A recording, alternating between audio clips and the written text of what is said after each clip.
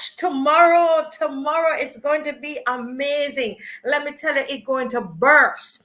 It's going to burst. I'm getting calls, and Caswell is getting calls, and people turn up and giving money. And one lady, she messaged me early this morning. She said, I have $20 for the march.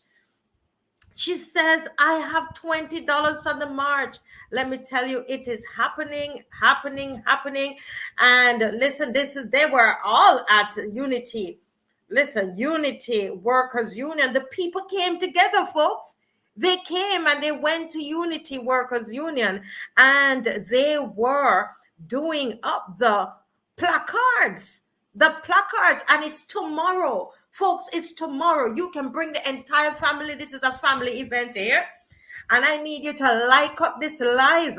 Like up the YouTube page. Like it and subscribe so you can get more of this kind of content. When we come on, we don't have to do a whole lot of promotion because we ain't got no money. There are no sponsors running on here. People in Trinidad, they ask me, do you have a sponsor for your show? No, we don't have any sponsor for the show. And it is the people that are pushing the show. This is for you. And I have a special announcement, I have a special announcement for you today. You know what that special announcement is? Barbados has an opposition. There is an opposition in Barbados. Can you hear me? Let me know how I'm sounding. Let me know. Tell me how I'm sounding. Can you hear me loud and clear? That is a big announcement tonight. Barbados has an opposition. Barbados has an opposition. You believe me? Listen. Yes, that placard is fire. Listen, Trevor, Barbados has an opposition. Anybody can tell me who the opposition is in Barbados? Who is the opposition in Barbados? CG, good evening. Good evening. Share up this live. You share up this live because it's pure excitement in here today. Excitement on here today. The people, Bex, you got it. The opposition is the people of Barbados. It is the people. You need to come to the front of the class, Bex Restaurant. Come up to the front of the class because we're having class tonight, Listen, I got my book here. I got my book, and when I don't have my book, I like to write. I still will use my phone. So listen, Bex Restaurant, move up to the front of the class because you already know who is the opposition in Barbados. It is the people. The people have risen up and they are the opposition, and I am excited. I'm excited. Listen, go ahead and share now. I saw all of those placards that were being done today. You all saw the placards. I got excited. Oh, Lord have mercy. I am so excited. And I know tomorrow going to burst. Listen, get your umbrellas, Get umbrellas. It don't business if not rain. We're going to pray. And I know that everybody praying about that rain. But let me tell you something. Rain or shine, the opposition have to be in place. The opposition has to be in place. The opposition, we are announcing tonight, Barbados has an opposition, and it is the people of Barbados. It's the Bajans rising up and calling for what? Accountability. We want accountability. We want accountability. I see the general there in the waiting. Let me give him some time to settle. But let me tell you something. We want accountability. We're talking about mistakes. They talk about mistakes. That is mistakes. Yes, Charles, you notice the Mia cares underneath it with and she have her hand in the cookie jar. And we thank God for Caswell Franklyn, a man named Caswell Franklyn that God himself has raised up in this country that they call the troublemaker. But there was a man in the Bible that they call the troublemaker too. It was Elijah the prophet. And when he used to go up to Ahab and tell Ahab what was wrong, they said there is a troublemaker in Israel. So they said there is a troublemaker in Barbados and his name is Caswell Franklyn. Well, let them know that Caswell Franklyn is put there by God. You understand? He's put there by God. Yes, he's a troublemaker. He's a troublemaker. He's troubling the waters for the people. Yes, Faye Hurley, we are the opposition. We are the opposition. And tell Mia scares. Mia scares. That is what needs to be on you. Mia scares of this opposition. Huh? Huh? This is the opposition that she did not expect. Because we are empowered by God. We thank God for this man, Caswell Franklyn, because now they say it's a mistake. It's a mistake that Mr. Franklyn saw where the state was inserting for the board. They insert the state where the board was and said, therefore it read that the Minister of Finance would be in charge, right, of the cookie jar. Would be the one, the NIS cookie jar, where the money is the Minister of Finance. Look who hand into the thing. And Caswell Franklyn came out and brought that to the public. Thank God for the lawyers who are woke, who sent that to us. And the other people who sent that to us, and Mr. Franklyn was able to bring that to light. Thank God for that. And they say it's a mistake. A mistake. How much more of this mistake we are going to take? Make sure you come out tomorrow. They're running fast to get these bills passed, hiding it in just before Kaduma, when we're out there walking up and thing. They want to pass these bills that they claim is full of mistakes. 30 of them, and they couldn't see it. 30 of them said a bright like morning star, and they could not see it. There is no power greater than the people power. Come out tomorrow. Mr. Franklyn soon coming, but I'm going to outline a few more mistakes. You remember the GIS? Who remember GIS? The mistake the minister made. Mistake, another one of the mistake. This is why we're calling for transparency and accountability. The mistake was that the GIS, they had a report on the GIS, and the minister came back and said, what? There were no issues with the GIS. You remember that? Oh, the children up there were living in paradise, they said. And it is the same GIS that came back 2 reports later with a whole list of issues wrong with the GIS. Oh, so that was a mistake as well. Transparency and accountability. Come out tomorrow. Come out tomorrow, folks. What about the IDB survey? The IDB survey where the Prime Minister sits on the board of the IDB, but then she put on her theatrical act and said she was so surprised, and nobody's going to do that to the children of Barbados, to put those questions in, and 200 and something questions in, and abusing the children of Barbados. Nobody's going to turn our children into guinea pig. That was said to be a mistake. Again, you remember they had to apologize? How many more of these mistakes we're going to take? I say hit the road, people. Hit the road. Hit the road. Hit the road. Don't let Bussa turn over in his grave, and don't let Errol Barrow and all those people who died in the 1937 riots. No, we don't have to burn down anywhere, but let me tell you something. Tomorrow we're going to burn the asphalt on the road. That's what we're going to do. Burn it with our feet in the ground tomorrow, because we need Bajans, we name. We name Bajans, and we're not standing for foolishness.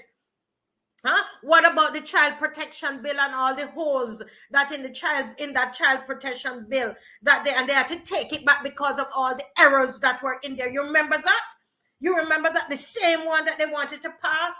Thank God for people who stood up and criticized and were the opposition. Stood up as opposition. The people. It was the people of Barbados. And tomorrow it's the people of Barbados that's going to go out there. What about Kimar? Come on, and Caswell talk to us about White Oaks. Let me tell you, I got all the notes. I got all the notes, and you have the notes too. You have been taking notes. This is school.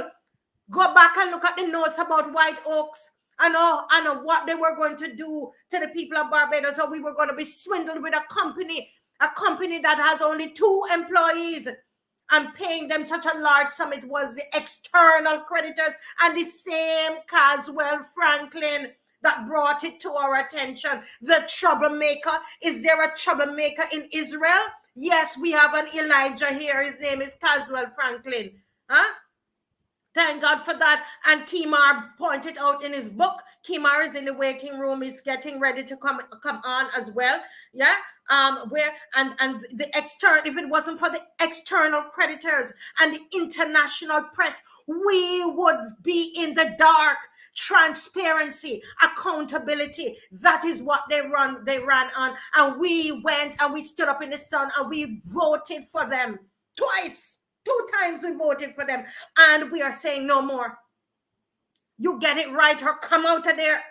Come out of there. Transparency and accountability. What about the vaccine scandal? You don't forget that when even the Minister of Health had no clue that a letter was written on the letterhead of the Minister of Health with the government seal sent off to a scammer. A scammer when all they had to do was to do a little Googling, a Google, to find out that what? We did not need to buy vaccine. Nobody was buying vaccine, but these wicked people. These people had us Barbados signed to spend our money. They get somebody in construction. Listen, it's either that to me, it's either that they are incompetent or there's so much corruption going on. And all we're saying, we want transparency and accountability, right? The Independence Day, last one I will mention. I know Kimar and Caswell will come up and mention the others. Independence Day, the audacity. No discussion with the public, but the audacity to come out about, Independence Day was going to be moved and it is now Republic Day, when you did not even check with anybody. Messing up Barbadians. People were so upset about that, and then you come back and try to fix it. We're tired. Come out first and do the thing right. What is it? You incompetent or just corruption? Transparency, man. They get me all thing up tonight, man. Caswell, listen, you fire me up, man. You get me fired up, man.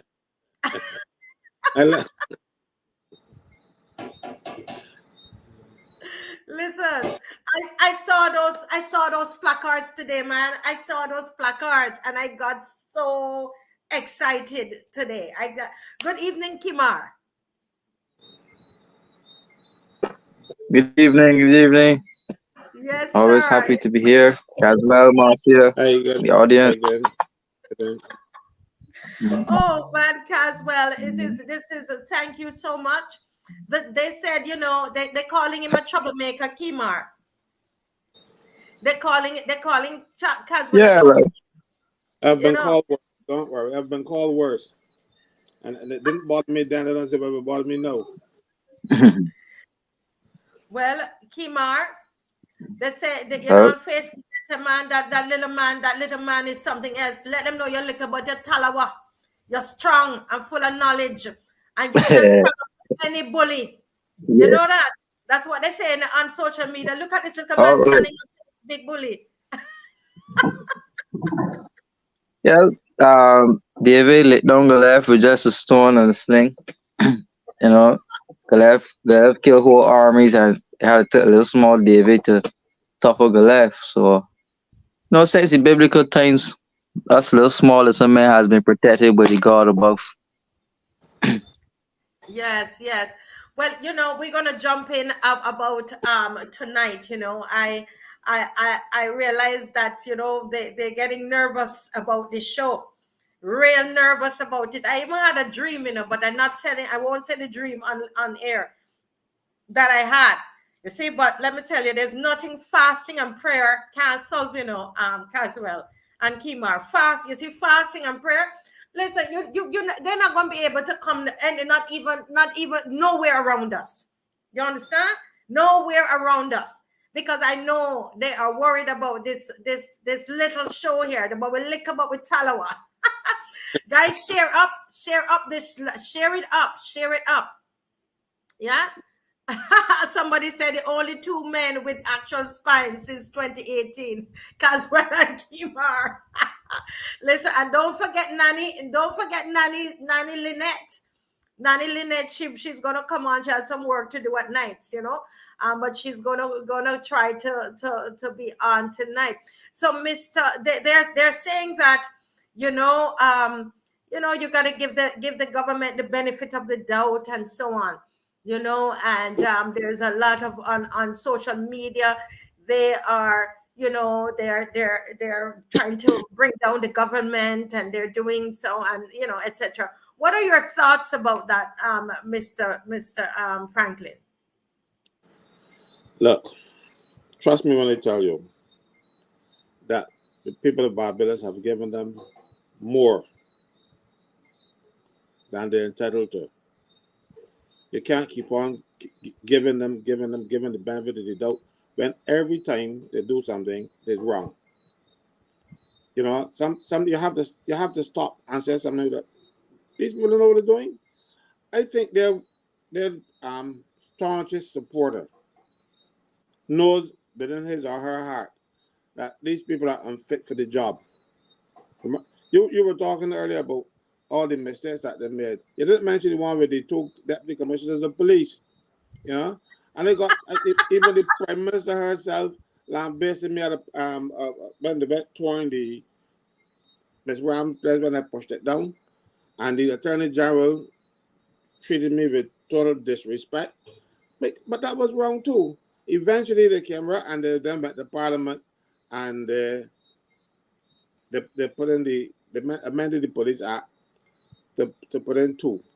Now, I don't know where these people were coming from. Even the So person you're saying that they had 2 police commissioners, no deputies. The legislation only required them to have 1, but they appointed 2.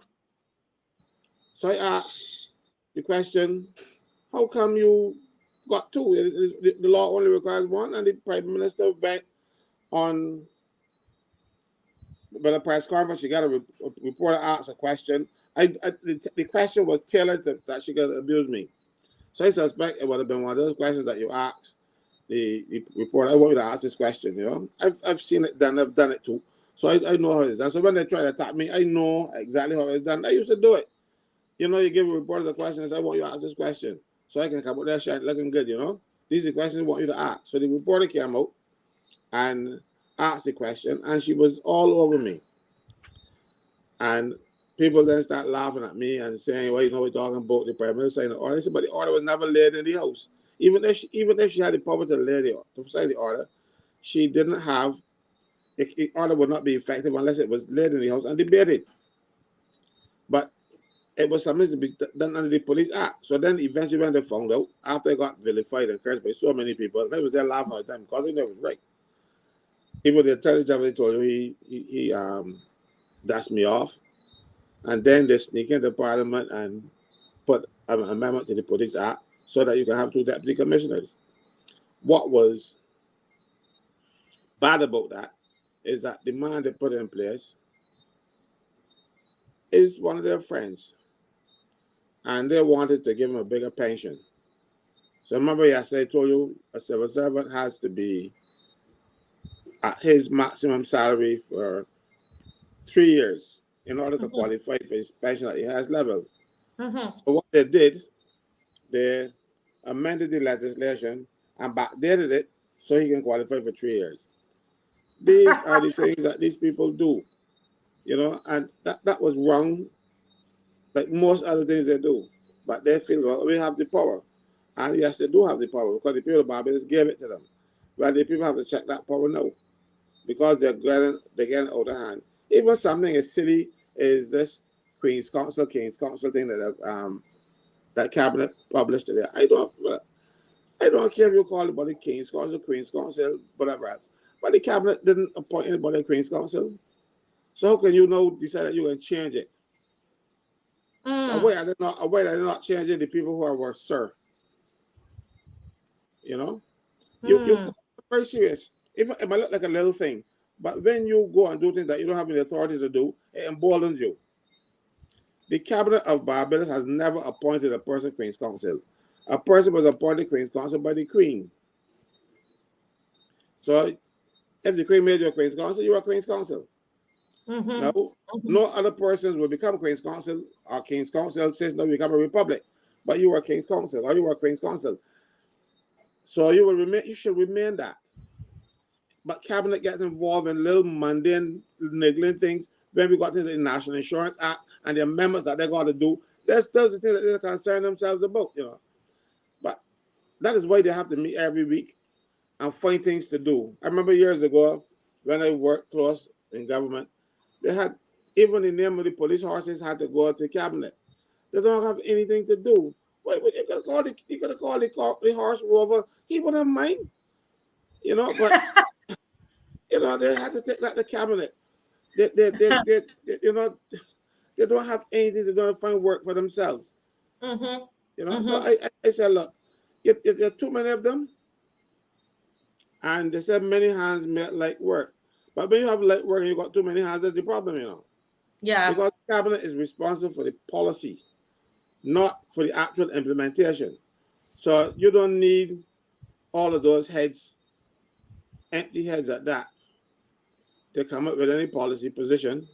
Mm-hmm. Then do what? When you got your policy, what? You're not going to be implementing the policy, so you don't need a whole set of them. The Constitution of Barbados provides for 6 prime ministers and 5 others, but we've had as many as 26.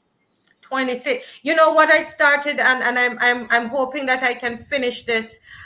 Is to just to calculate, you know, how much money we have paid these people with this you know, oversized cabinet. You know, how much have we paid out since they've been in office, and the possibilities of what we could have used that money to do, you know.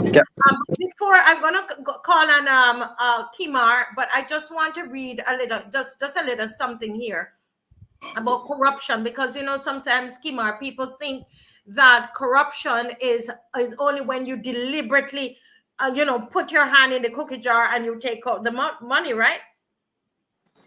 But corruption is any dishonest behavior by those in positions of power.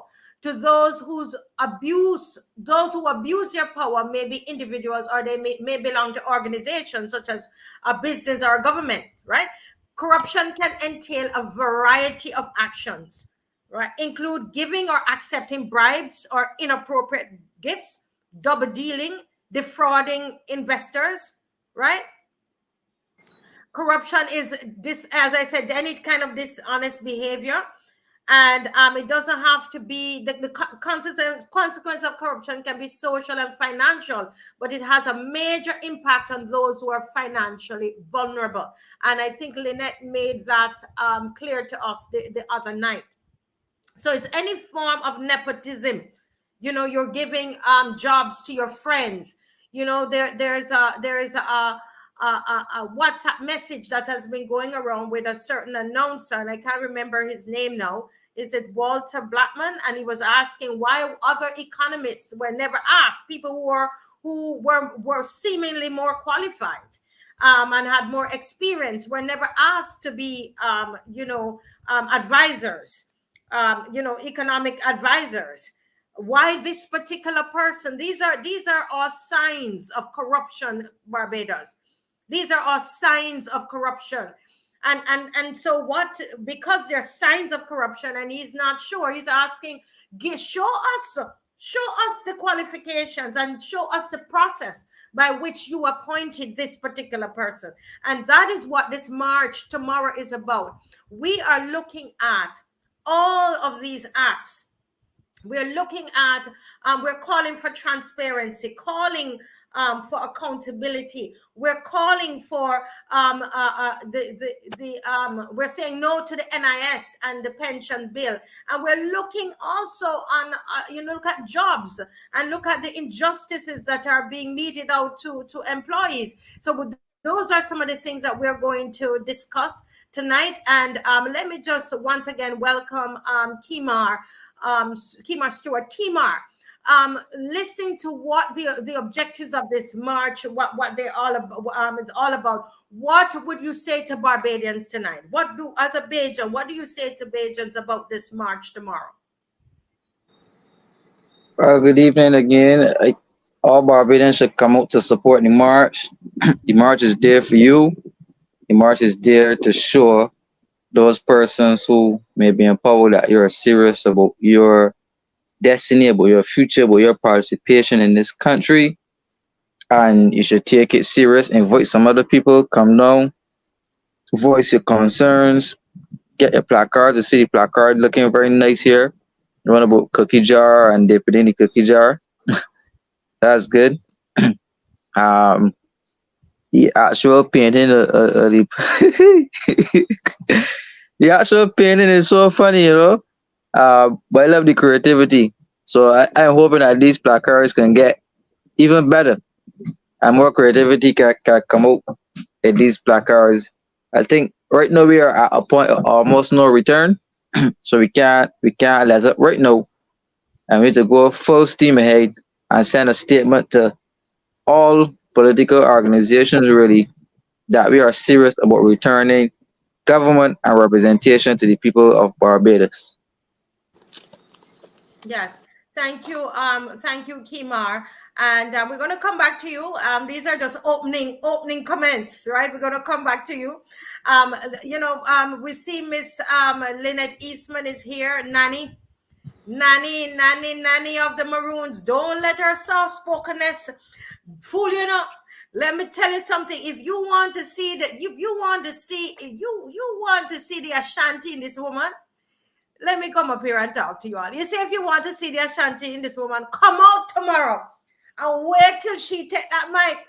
And then you see the Ashanti warrior come out in this woman. I tell you, I shock.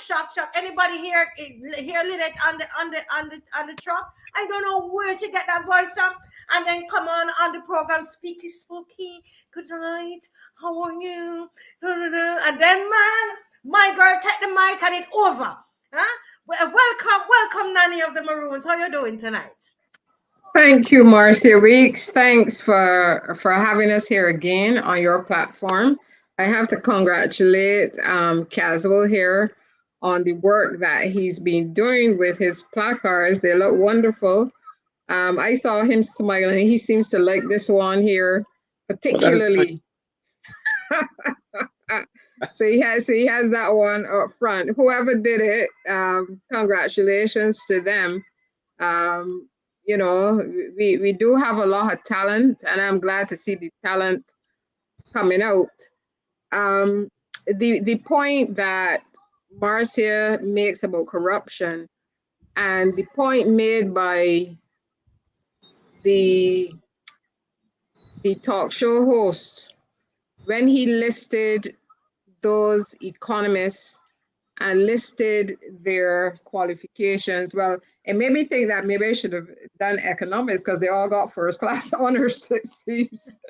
So I thought that particular point made by the Walter Blackman, that was so instructive, because that's a point that I make, but I don't know if people get it. The University of the West Indies trains individuals, and our other institutions as well, like the Polytechnic, whatever. We put a lot of money into education. The IMF would probably come or probably have said in the past, look at how much money you are spending on education. But from very early, we thought it important to train and educate all of our people to be, to be specialists in whatever area it is. So when you invest in the institutions of learning and training, when you make that investment and then you're not getting the return because you're not using our people, it's a loss for us. Because on two fronts, you're giving away the money, and secondly, our training that we have provided to these individuals that we have paid for, then we're not benefiting from it. We're not using it. So you have individuals who have studied here at Cave Hill, they go abroad, Sometimes when they go abroad, it is getting a loan from student revolving or from parents or whatever. They do their best over there. And some of them, in fact, I would think all of them could probably get work overseas with the kind of qualifications they have, but they choose to come back here, and then they are overlooked. Now Mm-hmm. that's not making any sense. That's not making any sense. That's not making any sense for Barbados as a country to invest in these individuals, and then they don't get an opportunity to use their skills. I'm sure when they were studying, they were probably thinking, "Oh yes, I see this going on in Barbados. This is what I would do," and they could only think that way in theory, and then they don't get the opportunity to implement what they've learned. So when people talk about getting a return on the investment in the university, polytechnic, BCC, whatever, in terms of what our people are able to do, quite often, and I said this before, the government is one of the largest consumer of services and goods and services, but services we're talking about right now in Barbados. And if they're not going to give Barbadians an equal opportunity, well, then it means we're defeating the purpose of the education. Mm-hmm. Everybody should have an equal opportunity. And let us talk about enlightened self-interest. There are some people who might take the view, well, somebody get the job, and well, if this person over here get the money, what difference does it make to me? The difference Mm-hmm. that it makes is that these people who are skilled, who understand Barbados, they might very well be able to make a difference, a big difference to the economy and where we're going. It could make a big difference. And then that would help to improve the lives of all of us, if they can come up with an economic strategy that Mm-hmm. would benefit all of us and all of us. So it doesn't stop at what their salary is and what they're getting.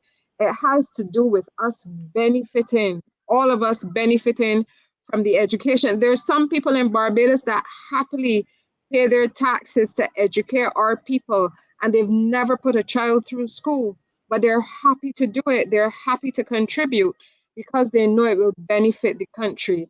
We're defeating these are not little things. That's why corruption is a big thing. These are not little things when you are not given every Barbadian an opportunity to apply. They might not succeed, but everybody should have the opportunity to apply for the position. And then the person should be chosen based on merit, not on which political party they belong to or their father belonged to, whether they're black or white, whether you like what they look like or not, whether it's a man or a woman. Let's choose our best people to do the work that has to be done to build the country. I'm really fearful right now that we don't seem to have a strategy for economic development. When I was growing up, you used to hear people talking about development plans all the time, this development planner, you know, and if there's one, we don't seem to be following through on it because I don't hear a reference to it. So we really need to. That's a bigger issue. It's a bigger issue than just who gets the job. It has to do with whether or not we're really going to go forward. We've been talking about Singapore for the longest time, but you know, we have to decide if we're going to do things based on merit or not. That's the only way that we can succeed. Correct. It's the only way. Correct. Well, Lynette, I have on the screen here forms of corruption. Because a lot of times we when we think of corruption, we think of countries like Nigeria, where people are taking in the open, taking large sums of money, and we think of we tend to want to think of those countries. But corruption includes bribery, lobbying, right? When businesses are going to lobby, they go, before election, and promises are made to certain individuals. Okay, all of this constitute corruption, and this should go across. This, when we're talking, it's across all parties, all parties. Okay, lobbying, extortion, cronyism, nepotism, parochialism, patronage, influence peddling, graft, and embezzlement. And we want to go through some of these here tonight, okay? Because we need to understand that Barbadians need to put on your thinking cap, Barbadians. Put on, all of Lynette talks about her schooling and the university and all the degrees that we have. Take the wool off your eyes and look and see what is happening. Mr. Franklyn, concerning that, I know you're that particular economist. You were explaining to us, teaching us. I got it in my notebook here. The qualifications of that economist that was asked to be the advisor, was chosen to be the advisor. I'm sure you heard about that, the WhatsApp note that is going around, the voice note asking what wrong with the other economists in the country. What are your thoughts on that? I heard it, but before I deal with that, just Bellamy just wrote something. He said many handmade like work, but too many, and I think from the next word he's missing an R. Let me find it. I thought of the same thing too. I said he needed an R in it. Let me put it up so the people can see. But keep talking. The Prime Minister decides who works for the government service. That is contrary to the law. That is contrary to the Constitution. That is contrary to the Public Service Act. As a matter of fact, there's a qualification order that says what the qualifications in the public service should be. And if you don't have those qualifications, you should not get the job. That is the public service proper. Statutory boards is something completely different, because you can hire anybody at a statutory board. But he is not working at a statutory board. He is working in central government, and he's an advisor to the Prime Minister. An advisor to the Prime Minister is still a public officer. Let me start by telling you that I read for you rather. Job opportunities or vacancies in the public service should be advertised. This is Section 2 of the Public Service Act. You don't gotta go far. Section 2 says the job opportunities shall be advertised. No, it doesn't say if you like, if you feel like, or it may be advertised. It says job opportunities or vacant offices shall be advertised or published within the public service. It says shall. I didn't know when this job was available. Mind you, I couldn't get it. I'm not an economist. I don't have any qualifications from Gresham College. So I wouldn't have gotten the job anyhow. But at least somebody else, that list that Walter read out, might have been interested. I don't know. But worse yet, they're going to say, oh no, the Prime Minister can hire certain people. No. The Prime Minister has personal staff, like a personal assistant, constitutional assistant. Yeah. Then they can even the constitutional assistant, she doesn't hire. She might recommend, and the Parliament, the clerk of Parliament will not say no, we're not giving that person. But that person is even hired by Parliament, not by Prime Minister. Prime Minister don't hire anybody. So when she decides that she's going to pick up her school buddy, this professor of commerce from Gresham College, retired, sorry. He's not retired. And put him in the public service. That was also corruption, Marcia. And what this act says, also, Section This is the sorry, this is not section. This is paragraph 2 of the Employment and Recruitment Code that I just read to you. Section 2 of the Act is a bit different, but Section 3 says this Act applies to the following persons in the public service, whether appointed before or after the 31st of December 2007. A, public officers, and B, temporary employees. So he is not a permanent employee in public service, but the Public Service Act says that people like him are covered by this act. It applies to people like him. So in order to employ some person like him, you have to follow the act. And the act sets out a mechanism and a procedure for hiring those temporary people as well. So how we get in, I don't know.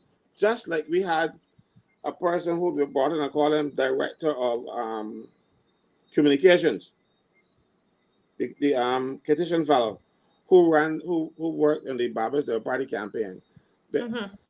They brought him in and appointed him in a public service permanent position. What happened to him? I don't know. I don't see him. I don't know anything about him. But I just know that you got appointed to a job. Remember that job that Peter Simmons had before he went away and to become ambassador or high commissioner to England? That was the job Peter Simmons had. It's a public service post. Mind you, they are paying him higher than what the post requires in the law, because each post in the public service has either a fixed point, a fixed salary, or a salary scale where you can go between those 2 points in the scale. He is above this salary scale. I don't know how to do it. And permanent secretaries should not have entertained that. Mind you, but the permanent secretary will get transfer or put to do nothing.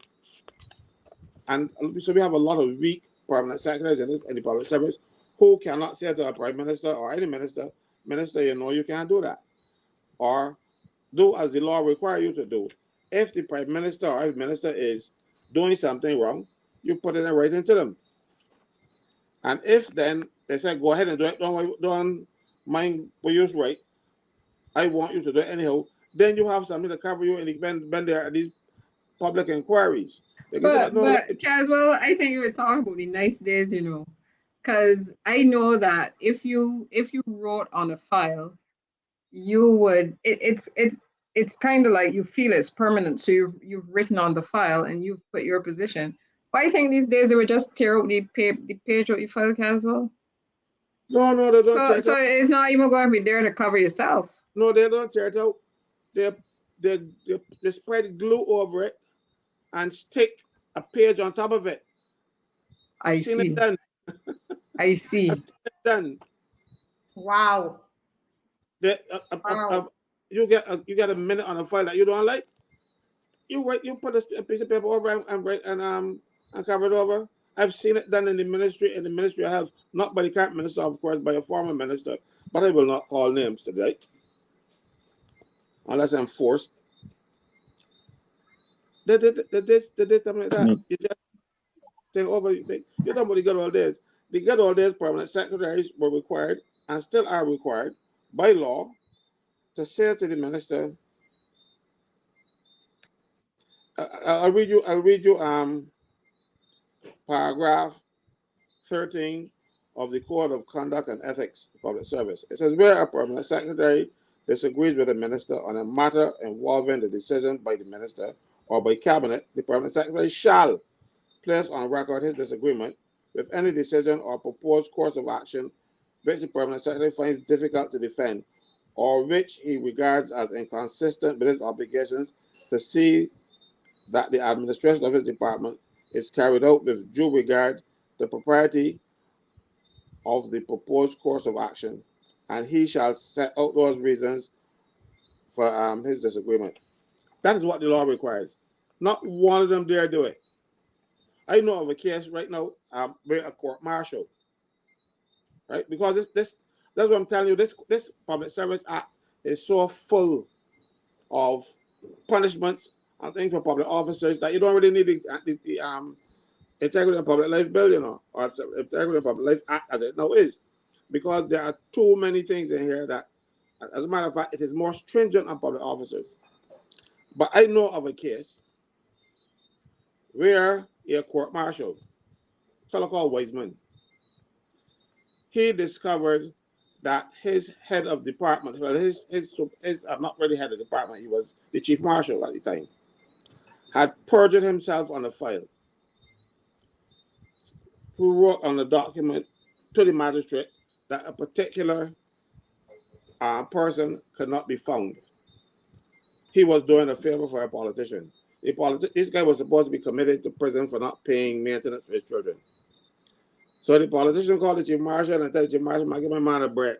So he wrote on the file that the man cannot be found. What he didn't know was that there were two documents out for the man. One for a warrant for his arrest, and one was a summons to bring him to court. But he only withdrew the warrant. And the marshal who had possession of the warrant, the summons, served the summons and he fell to him in court.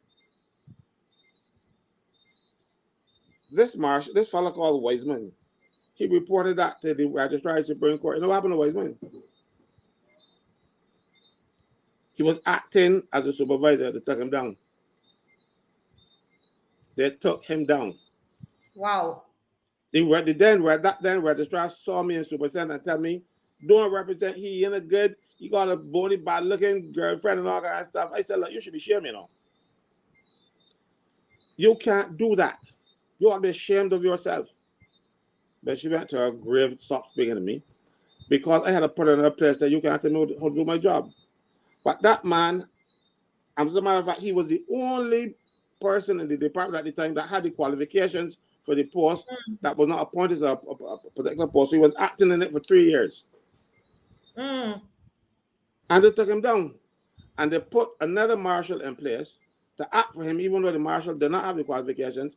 And that same marshal was paying back money that he stole from the court process office, because he collected money and kept it. And they put him back as supervisor.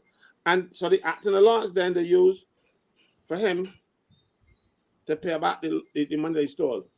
This place is completely corrupt. Yeah. So this day, Wiseman still is not a supervisor. He's back acting again for a number of years. And you write the commission, you write everybody. But the registrar those days and the chairman of the commission had a child together. So Wiseman was dead in the water. Mind you, the child. You see what is happening in this place? The place is too corrupt. Yeah, So, I want to make a comment here. Go ahead. I see that Kimar wants to jump in, Kimar, and make a comment, and then I have a question for Kimar. Go ahead. Right. I was listening to it was, for lack of a better word, attack on Avinash Prasad and about his qualifications. But people need to remember that Avinash Prasad was around politics for quite some time. He didn't just arrive on the scene. He had a history of doing transactions with both parties, really. So from all back then, these are things that we should have been issuing concerns about. And for me, my role is not necessarily with his qualifications, because we have some of the most qualified idiots around the place, people with high levels of education, and they really do nothing to help the country. What they really do is to help sell out the country. So my thing is, if there's a specification in terms of qualifications for a job, you follow the law. But I'm not so necessarily big and sold on the fact that I might have to name doctor this, or he has a master's in that to be able to do a job, right? So I don't carry that particular role. My issue here is every financial transaction Avinash Prasad is involved in, does it have an element of corruption in it? Does it have an element of misdeeds in it? Or is the money he's getting is he doing the stuff to earn it? Is the economic analysis he's bringing to the country worth it? Is the resources, the connections, the networks, are these things worth it?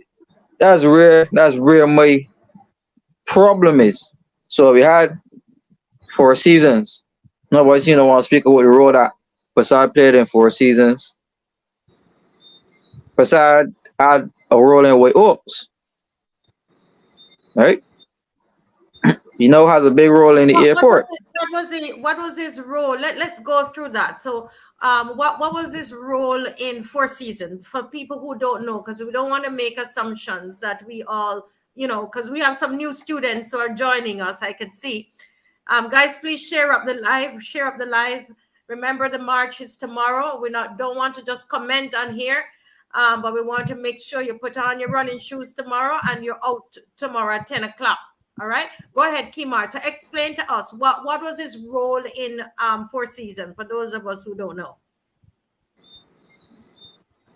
Well, I can't give you the exact term of his job that he did for the government of Barbados as it relates to 4 seasons. He probably could have been the economist on it. He could have been the consultant on it. But he had a job to oversee the financial aspects of the project. So him being the consultant or the He was lead. a project manager. Being told here that someone is saying he was a project manager. Okay, so he was the project manager on the job. No, my And then understanding is that he was supposed to find investment for 4 seasons. That's my understanding. So the financial aspect of it, yes, he was supposed to find investors from different places or to find financing, whether it was loan financing or capital. Okay. All right. Thank you, Lynette. Continue, Kimar. Right. So, well, what we're seeing 4 seasons, the Prime Minister, who's the Prime Minister now, she was hired to be the legal counsel for the same 4 seasons. So she and Prasad were together from time, right? She and Prasad were together from year by year. So she benefited in terms of legal fees, substantial amount of legal fees that she was paid on the 4 seasons project. Then when the government came in, the government bailed up 4 seasons. It was like over $120 million of NAS money that they wrote off. We don't know where that money went, or we don't know how much. So what they should tell us really is how much money Avinash Prasad got from 4 seasons and how much money the Prime Minister received in legal fees from being a legal counsel on 4 seasons, and how much of the NAS money that they would have written off that probably ended up in somebody's pocket. These are the important questions. So, like I said, even if it was Prasad or somebody else, even if it was not Prasad and the body had a PhD, E, G, or F, the concern is taxpayers' money still leaking through the cracks. So I don't, as I say, don't worry myself about the qualification part, because we have some highly qualified thieves who run countries around the world. Like Kimar, right? Remember though that in his case, there is legislation that says how it must be done. But not only that, even if there weren't legislation that says how his appointment should be done, his track record, has he been successful at anything yet? Hoodwinking people, yes, but I'm not talking about that part. I'm talking about this country. The answer is no. So how come a person who has been a complete failure end up in a position where he's bringing home big bucks, advising the government things that he should not necessarily know, you don't necessarily know anything about? Now I'm seeing okay, so I'm seeing him on the airport thing, talking, telling me about this PPP thing. You know, what is this? What are his skills? What is his qualifications? What does he know about any of the things that he out there pretending to know anything about? For crying out loud, he's a professor emeritus of commerce. from Gresham College. Well, this was my conflict of interest. He was well-being special envoy to the Prime Minister. He was also the chairman of the Financial Services Commission. He had responsibility for the regulatory bodies, the supervising the insurance in Barbados, the supervising of the credit union system in the financial system. He was the chair of the Financial Services Commission. So anybody looked into what he would have done when he was the chair of the FSC, while still being the envoy to the Prime Minister. What was his compensation for doing these jobs? So he's the envoy, but then he's being charged with specific jobs. Is he given separate compensation outside of what he's being paid as envoy to do these specific financial jobs? How come we're not hearing about the same Clay Maskell doing any of these specific jobs? If we concerned about Prasad, where are the other so-called economists are able to do? What is there about Avinash Prasad? What skills he's offering to the government? What connections he has? Why him? We that's unclear to us. When we do right, when we do the digging, and we see there seems to be a personal connection between Mr. Prasad. Like I say, this is not just me and Molly. This started with both governments, really. This started with both. So it's not just her. So my thing is, if you're looking at Prasad, we need to look at a bigger picture. Because if it's not Prasad, it will be somebody else doing the same dirty work. So what systems can we put in place to safeguard Barbados from these type of we would say opportunistic personalities who could sneak in with the help of politicians to come in and do these type of things to the people? The system that you have to put in place is called election. We have. Why? Because these things require certain actions. There's legislation that says how you must do these things. And you ignore the legislation and do what you like. Now, the police can go and hold them. Matter of fact, no authority in Barbados has powers to arrest or anything. They can go and arrest any of them. Nobody can bring charges against them. So the only thing left is for the people to get rid of them.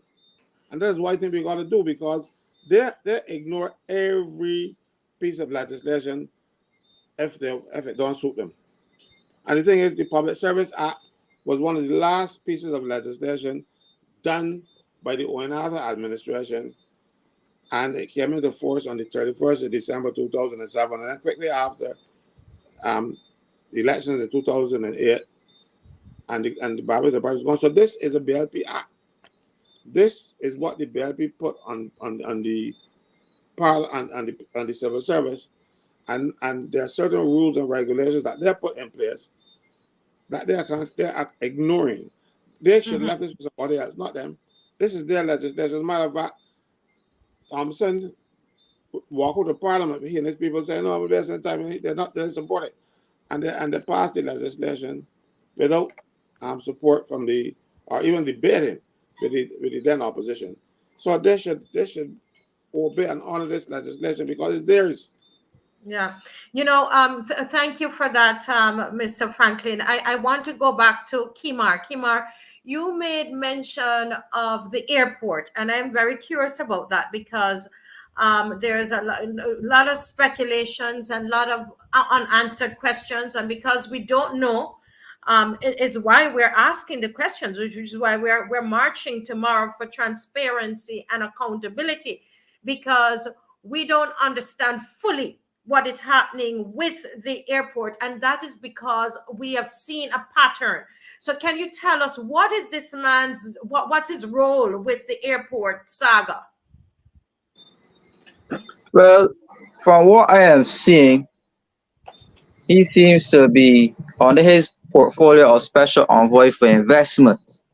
He seems to be the person who's bringing the investment aspect to the airport deal.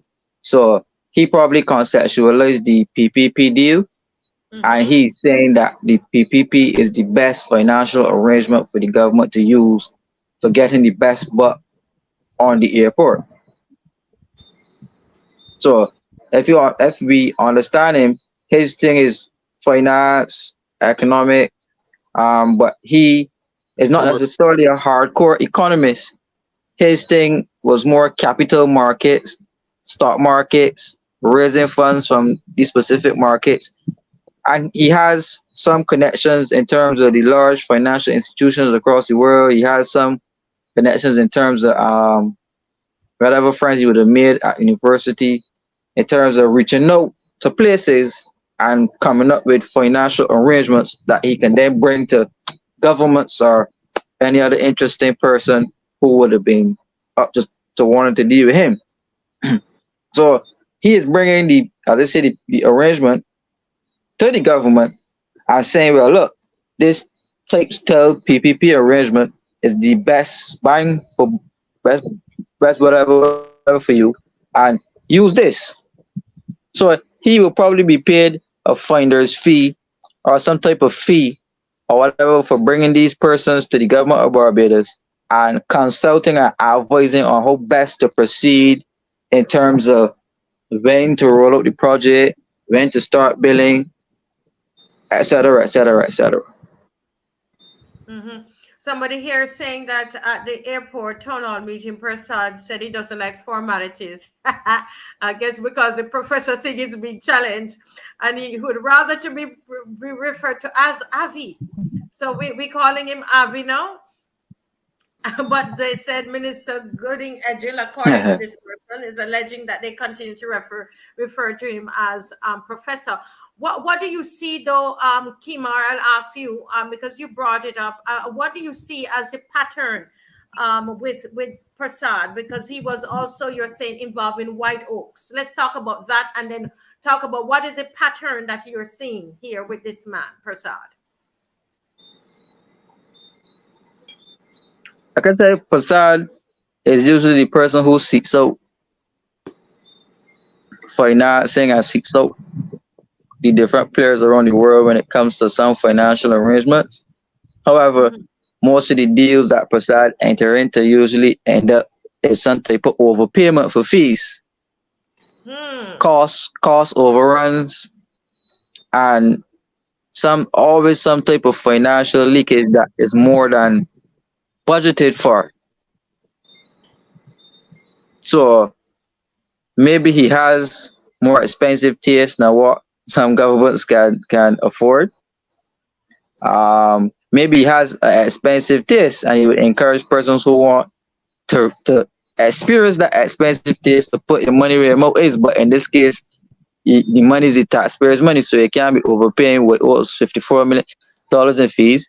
And Prasad actually went in the Financial Times and wrote an article criticizing everybody who has something to say about that without payment. And if you look it up, you can find those articles online. Can I just make a point? And I don't know if we're ready to accept such points, but in terms of understanding Barbadians, politicians spend a lot of time trying to understand us.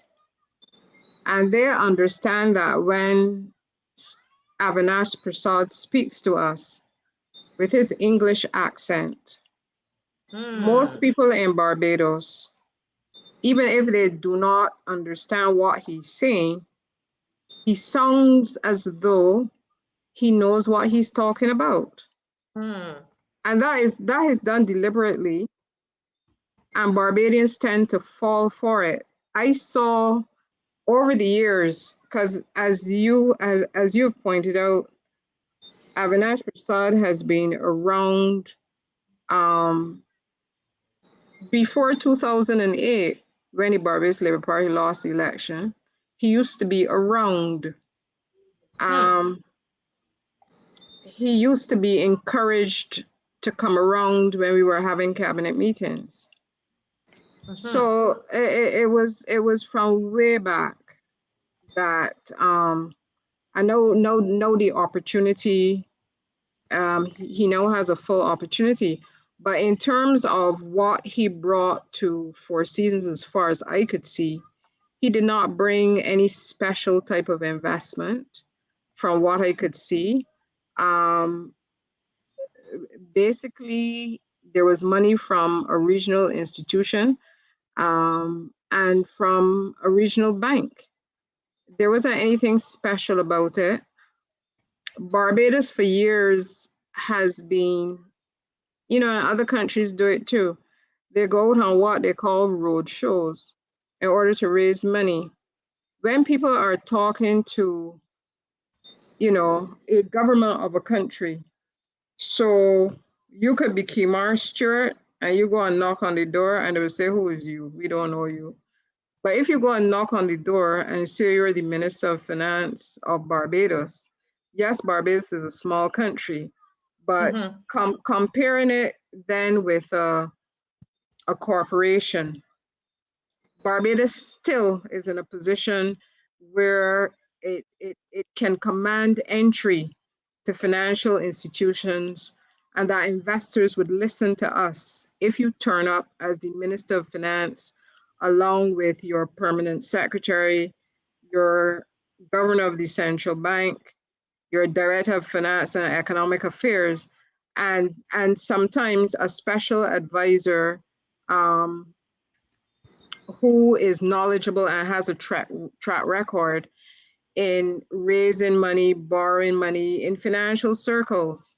So Barbados had been doing that for years. All the prime ministers probably did it along.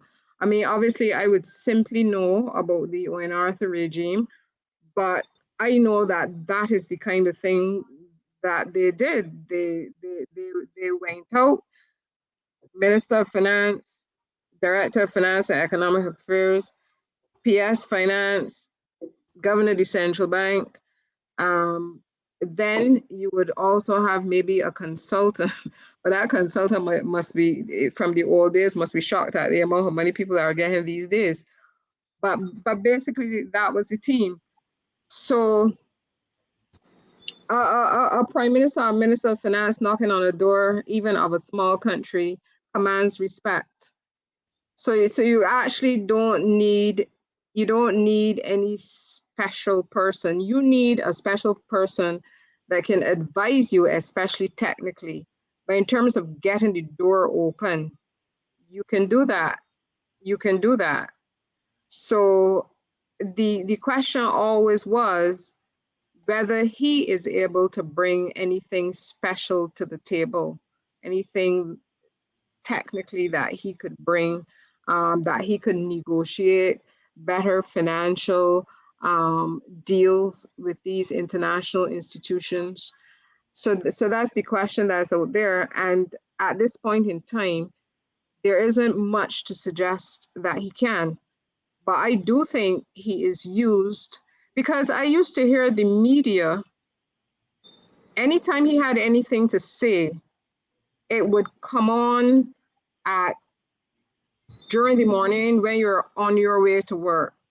And there he is with his English accent saying these things, and they're only of value because there would be other people who would call in on the call-in programs, for example, and make statements, people highly qualified, people with experience, and they would make a statement and the moderator would not engage them.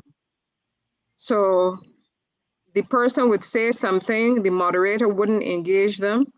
There would just be silence, and then the moderator would go on to another issue.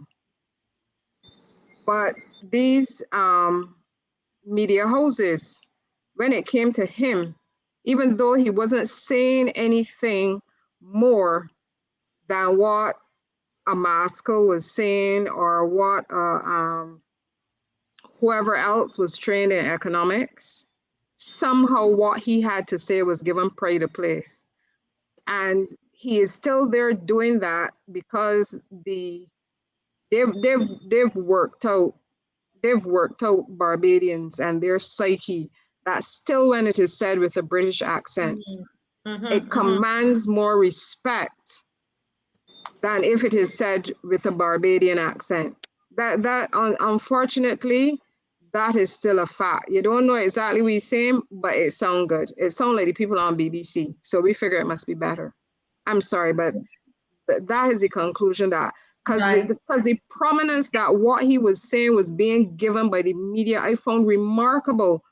When you listen to it, it was nothing special at Mm, all. It was nothing special because he has no particular understanding of the Barbadian economy and how it works. And that mm, is what makes the difference, not the theories that you learn in your economics class. It is actually understanding how the Barbadian economy functions and then applying whatever skills you learn to that mhm, particular scenario. And mhm. he has never been able to do that, but yet the media in Barbados used to give him more prominence than anybody else in Everybody. Barbados And speaking on any of these issues. it has to do with the same neo-colonialism. It is the the accent and who we perceive him to be as professor in front of his name. Let me ask. Thank you so much. That's an interesting comment there. Lynette. Let me ask Mr. Franklyn. I'm really fascinated with this gentleman, and I'm wondering, why do you think, as Kimar is saying, that he has been welcomed and put in such high positions by both parties? What do you think is the real reason behind all of this? You familiar with the term snake oil salesman? Snake oil salesman. You told me about that. Oh, good. He's one. He would sell. That's what he basically is, and he fools people into believing this. I mean, even like Lynette was talking about his accent. It's an acquired accent. I probably get one too if I like, But he's a Belgian, He went to England a couple of days and picked up the accent and come back down here with it and won't let it go well, Hold a And minute. Hold a minute. He is a Bajan. You knew that, yeah, Kimar? He's a Bajan. Yes, I know that he went Harrison's College. Hold a minute. So, sorry. This is Jamaica. We call it a brawling laugh. You let me laugh out no man. This Caswell always bring up these things. So you mean to tell me that the accent? Oh my God, this is it's crazy. acquired. It's It's a, acquired. it's and it's being used. Yeah, So there were things a snake oil salesman. He sells snake oil, and both administrations bought some. This one, well, it's the second time he's been with BLP, and this one buy even more, right? And that is why I have a problem because, like, for instance, the prime minister, I doubt she can read a balance sheet. She has no um, training, skills, qualification in accounting. But within 5 days of she becoming prime minister, she was able to determine that Barbados needed to do this restructuring and get white oaks and all kind of thing, even before there was a cabinet in place. This was a prime ministerial decision. Prime Minister constituted herself as the cabinet and make a decision within 5 days of her. So this thing was planned out long before she became prime minister. She knew what she was going to do and she ever get the job. And they were there just waiting till they get their hands on the cookie jar. That's the problem. Check. Don't take my word for it. Check it out and see when the White Oak and everybody else became involved in Barbados within 5 days. That's what I told you. When I heard about this White Oak, and I am fairly well read. I read a lot of things. I'm not anything specific, but I get myself involved in reading so much things. I even read the Quran. I read the Gita, the Bhagavad Gita. I've read so many things that it isn't just that I just like reading. And I never bought up on these White Oak people at all. So I decided, well, the English company, let me go and look. So I logged on to Company House. Company House in England is what we refer to by Barbados corporate affairs and intellectual property. And there is a requirement for those companies to file a return with Company House every year. And when they went, and they were saying to the people of Barbados that these white old people had all this track record and all this what they were doing for all these other countries and stuff. But apparently, it looks as though these companies weren't paying them. These countries weren't paying them because they declared the company house. The 2 years prior to coming to Barbados, their income was £0.00. 2 unemployed people in Barbados came to Barbados, and their next paycheck was 54 million. Something is really wrong here. We need a commission of inquiry like Duffus, not the ones that we're having now, to delve into how and what and why and where that these things occurred. Because there's too much shenanigans. I think that's the best word for it. Shenanigans going on that are not explained to either to the people of Barbados or to the Parliament.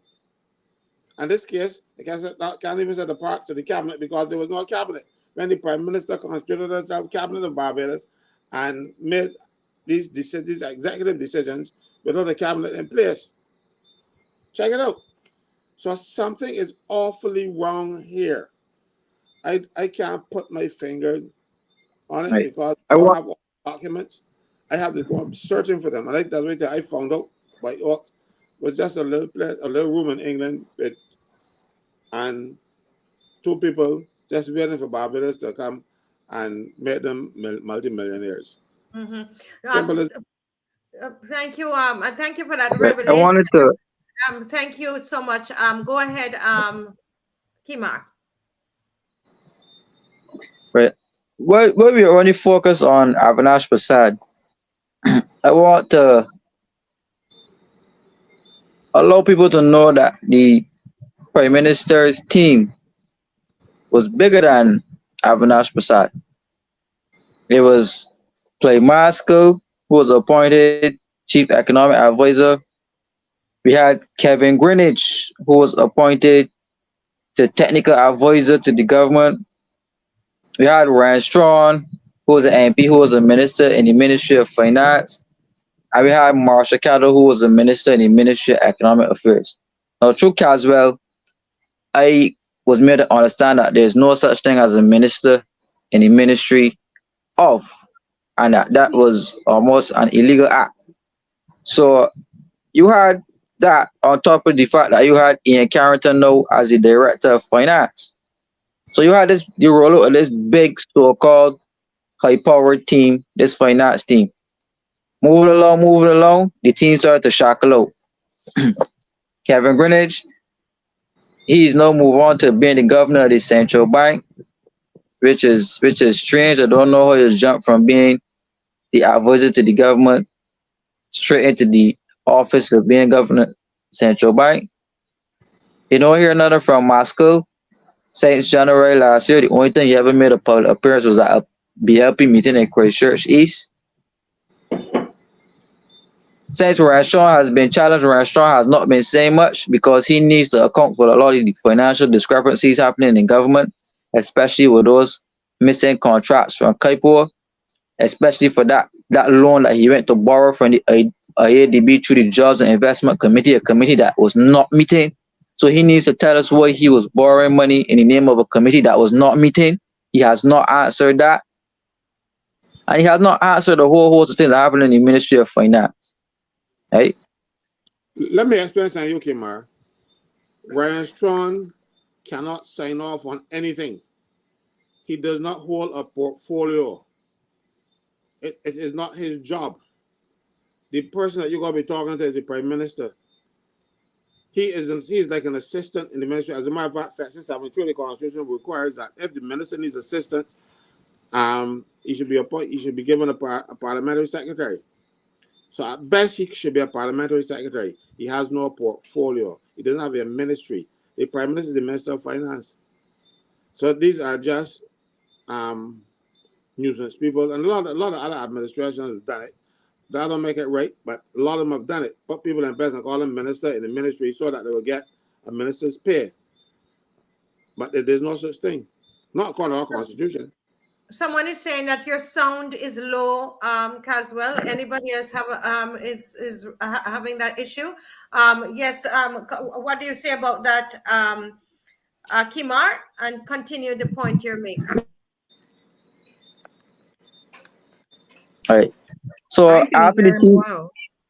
after the team shackle out, Marsha Caddo being fired from the Ministry of Economic Affairs, and I saw something being circulated which said that she was involved in possible corruption. She was involved in some possible corruption It's surrounding alleged. a It's alleged. Hmm. right, right. I would say possible, like, allegedly Mm-hmm. involved in some type of possible corruption. Hence, why she was removed from the ministry, but we don't know. That's speculation, right? So Ryan has been doing all the talking, defending the government. Clay Moscow sitting in the back. Kevin Greenwich, he's now gone on to other ventures. So the team significantly weak, and the Prime Minister does not know anything really about the portfolio that she holds. So again, the Prime Minister holds the Ministry of Culture in her office. Upwards to now, we don't know who's the Minister of International Business. Since Ronald Toppin left, there has been no Minister of International Business. And the international business sector is one of the most important sectors as it relates to earning foreign exchange in Barbados. But tell Isn't me that who's the Lisa minister? Cummins? Isn't that Lisa Cummins? No, she's the Minister of Energy and Business Development, Yes, that's correct. not international So business. is that where international business now falls? Does it fall under business development? Hmm. Well, I I I have not I heard think her she has speaking about, responsibility for international business. well, if she is, I have not heard anything coming up from her as it relates to the treaty that Barbados signed onto this global tax treaty, which will increase the international business rates back up to 15%, the Biden tax plan. And I have not heard anything about the other international business aspects that were involved in the country coming up from any government minister, far less her, not even the Prime Minister. And to put international business on the back burner right now, given the fact that tourism is down, I don't understand that. We should have a prominent person speaking on international business in Barbados because one of our most vibrant foreign exchange earners, but we don't. So we need to look at that. We have the highest levels of ministers coming out the Senate. So we have a full 30 MPs, but still you have all of these ministers coming from the Senate. You have Lisa Cummins coming out the Senate holding energy and business development, fairly large portfolio. Then you have Jerome Walker, who is the Minister of Health, Senate. Chantal Monroe Knight, Minister of Culture, Senate. So when you toggle these important ministries in between senators, and you still have an entire cabinet, people holding portfolios that basically do nothing. Then how you had, I think it was Ian Gooding Edgell and Charles Griffith in the Ministry of Water Resources. I all told them one is a minister and the other is a minister in the Ministry of Water Resources. What do you really do? Right? So going back to the heavy load, she also has the Ministry of National Security and she also has the Ministry of Public Service. So when they sent out Colin Jordan to make certain pronouncements on the public service, again, he's always a scapegoat. The Ministry of Public Service is under the purview of the Prime Minister. Not scapegoat, son, just goat.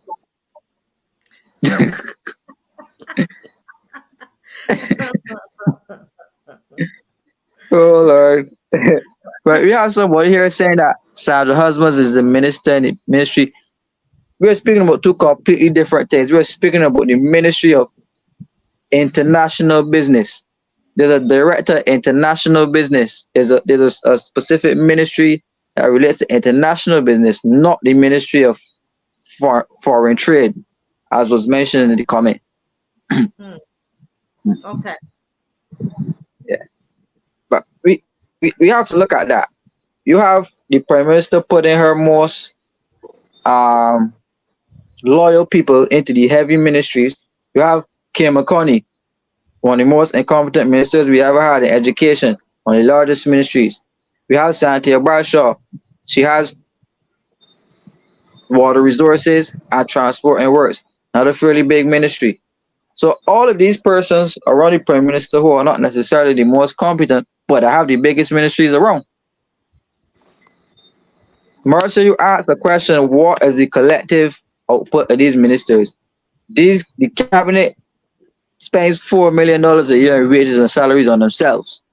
$4 million a year, which means that straight up until the next general election, if it's 4 years from now, they're making $16 more million to draw down just in wages and salaries. That has nothing to do. That has nothing to do with all of the other stuff that these MPs and ministers being appointed to. The stuff that they're handling in the background, where some of them even setting up shell companies to award themselves contracts and they like to benefit. So we need to have a serious look at our systems where you have, I guess we never prepared for a 30 love, or we never envisioned a situation where a country would be in 30 love. We don't have an opposition leader. So many appointments were made in Barbados, and if you read the law properly, it says that the Prime Minister, in consultation with the opposition leader, made certain appointments. We don't have an opposition leader, but still persons are being appointed here, appointed there, put here, push there, put there. Kimara, let's stop there, please, because the Constitution also goes on to say that if there's no opposition leader, the Prime Minister makes the appointment by herself or by himself. And then, for instance, where the Governor General, but no president, is required to consult with the leader of opposition, then the president or the Governor General, as the case may be, will make those appointments in their own discretion. So there's no absolute need for an opposition leader to make appointments. The law is there. Like the Governor General, the president rather, she made appointments to two people in the Senate who should really be opposition senators, because there are only 7 independent senators, so she can appoint 9. So she has to appoint 2 opposition senators, but she appoint 2 other independent senators. Well, I don't know if I feel, but that's one of the shortfalls of our political system. Why should the Prime Minister have the power to appoint judges in the country, the sole power to appoint judges in the country? That's not good governance. Always had. Mm. The consultation with the leader of opposition is just that. The Prime Minister can go and tell the leader of opposition, I am going to appoint Kimar a judge. And the leader of opposition said, no. He said, well, I consulted. And then tell the president or Governor General, yes, maybe, we had consultations. The opposition said, no, but I still want that man. Happened in the case with Belgrave. Henry Ford objected, and the Prime Minister said, I don't care what he said, I want Belgrave. That's how Belgrave became a judge. Henry Ford kicked dirt, but that's all he could do. So our cause, as I said already, we have a system of government that is a parody of the Westminster system. Our parliament is a parody of what a Westminster-like parliament is about. We just have the names and the committees and all kind of stuff that do nothing.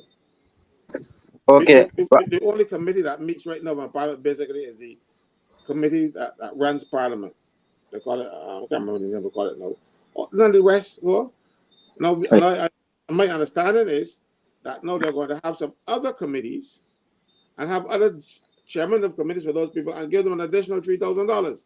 That is a proposal that's gone before uh, um, the Management Commission of Parliament. That's what it's called, yeah. The Management Commission of Parliament.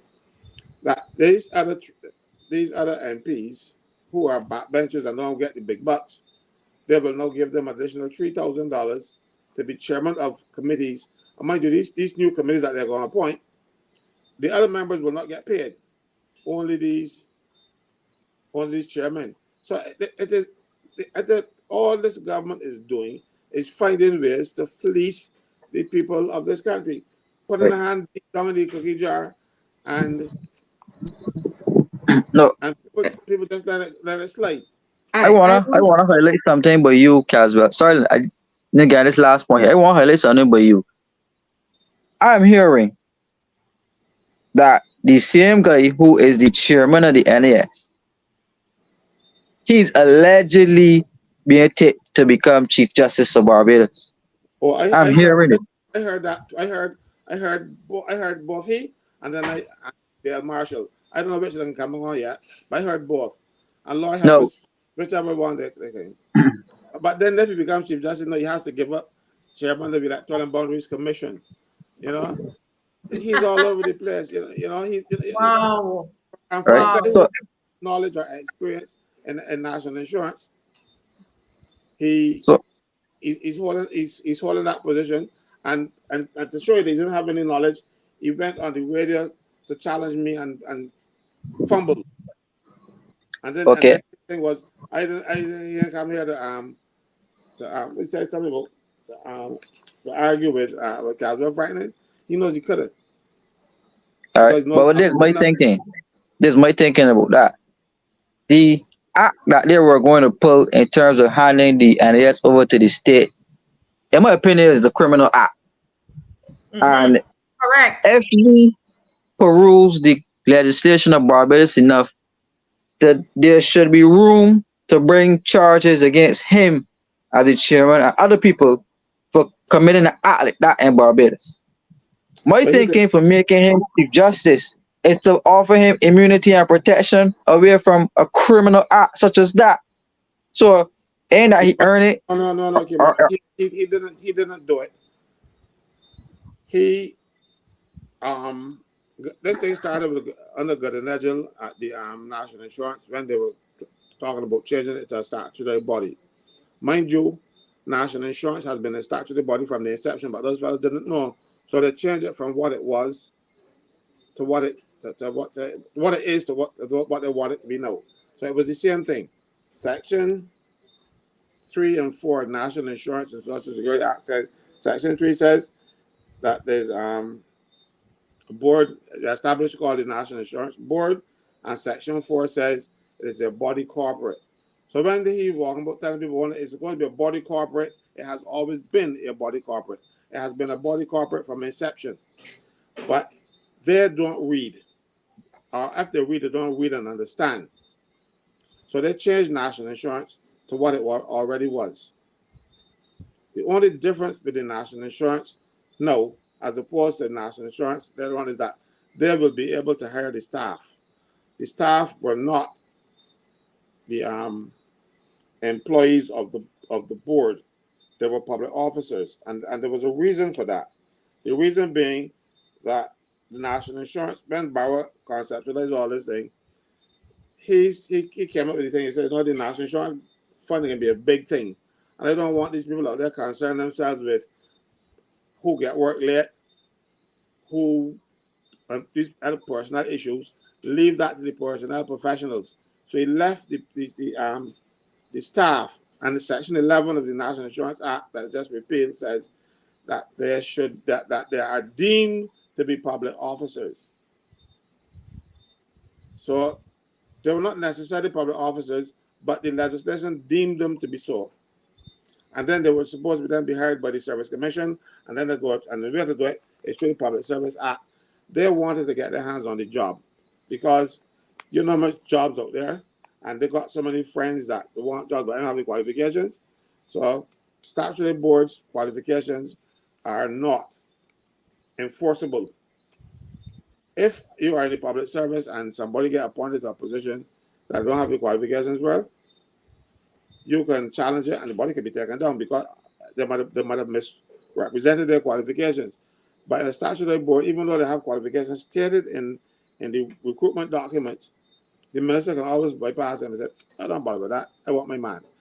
That is why statutory boards were formed, for corruption and nothing more. Because they say, oh, the public service is too slow. You have got nothing slow, the statutory boards.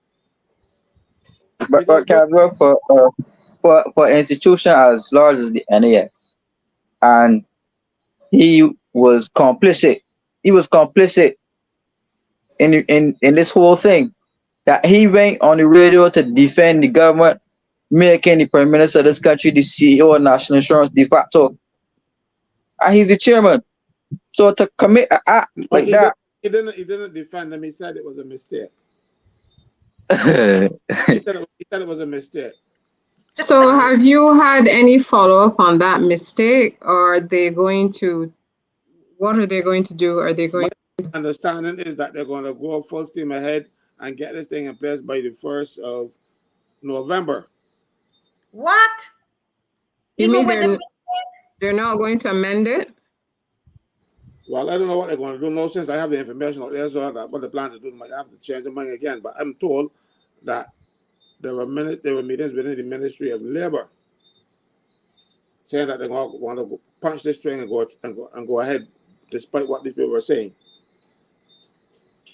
That is not making any sense. I'm sorry. Go ahead, Lynette. No, criminal. That's because criminal. if it is indeed a mistake, it is a major mistake, because when you look through the act and you look at all of the provisions that are affected by removing board and putting state, there are significant and many. You would change the nature of you would change the nature of the legislation and what it intends to do. So I don't see it as a mistake that really in good conscience you should still push through with. To me, you would have to amend it. But they Because must. it's not like it's like 2 sections or something like that. There are like 3 parts of the legislation that it applies to.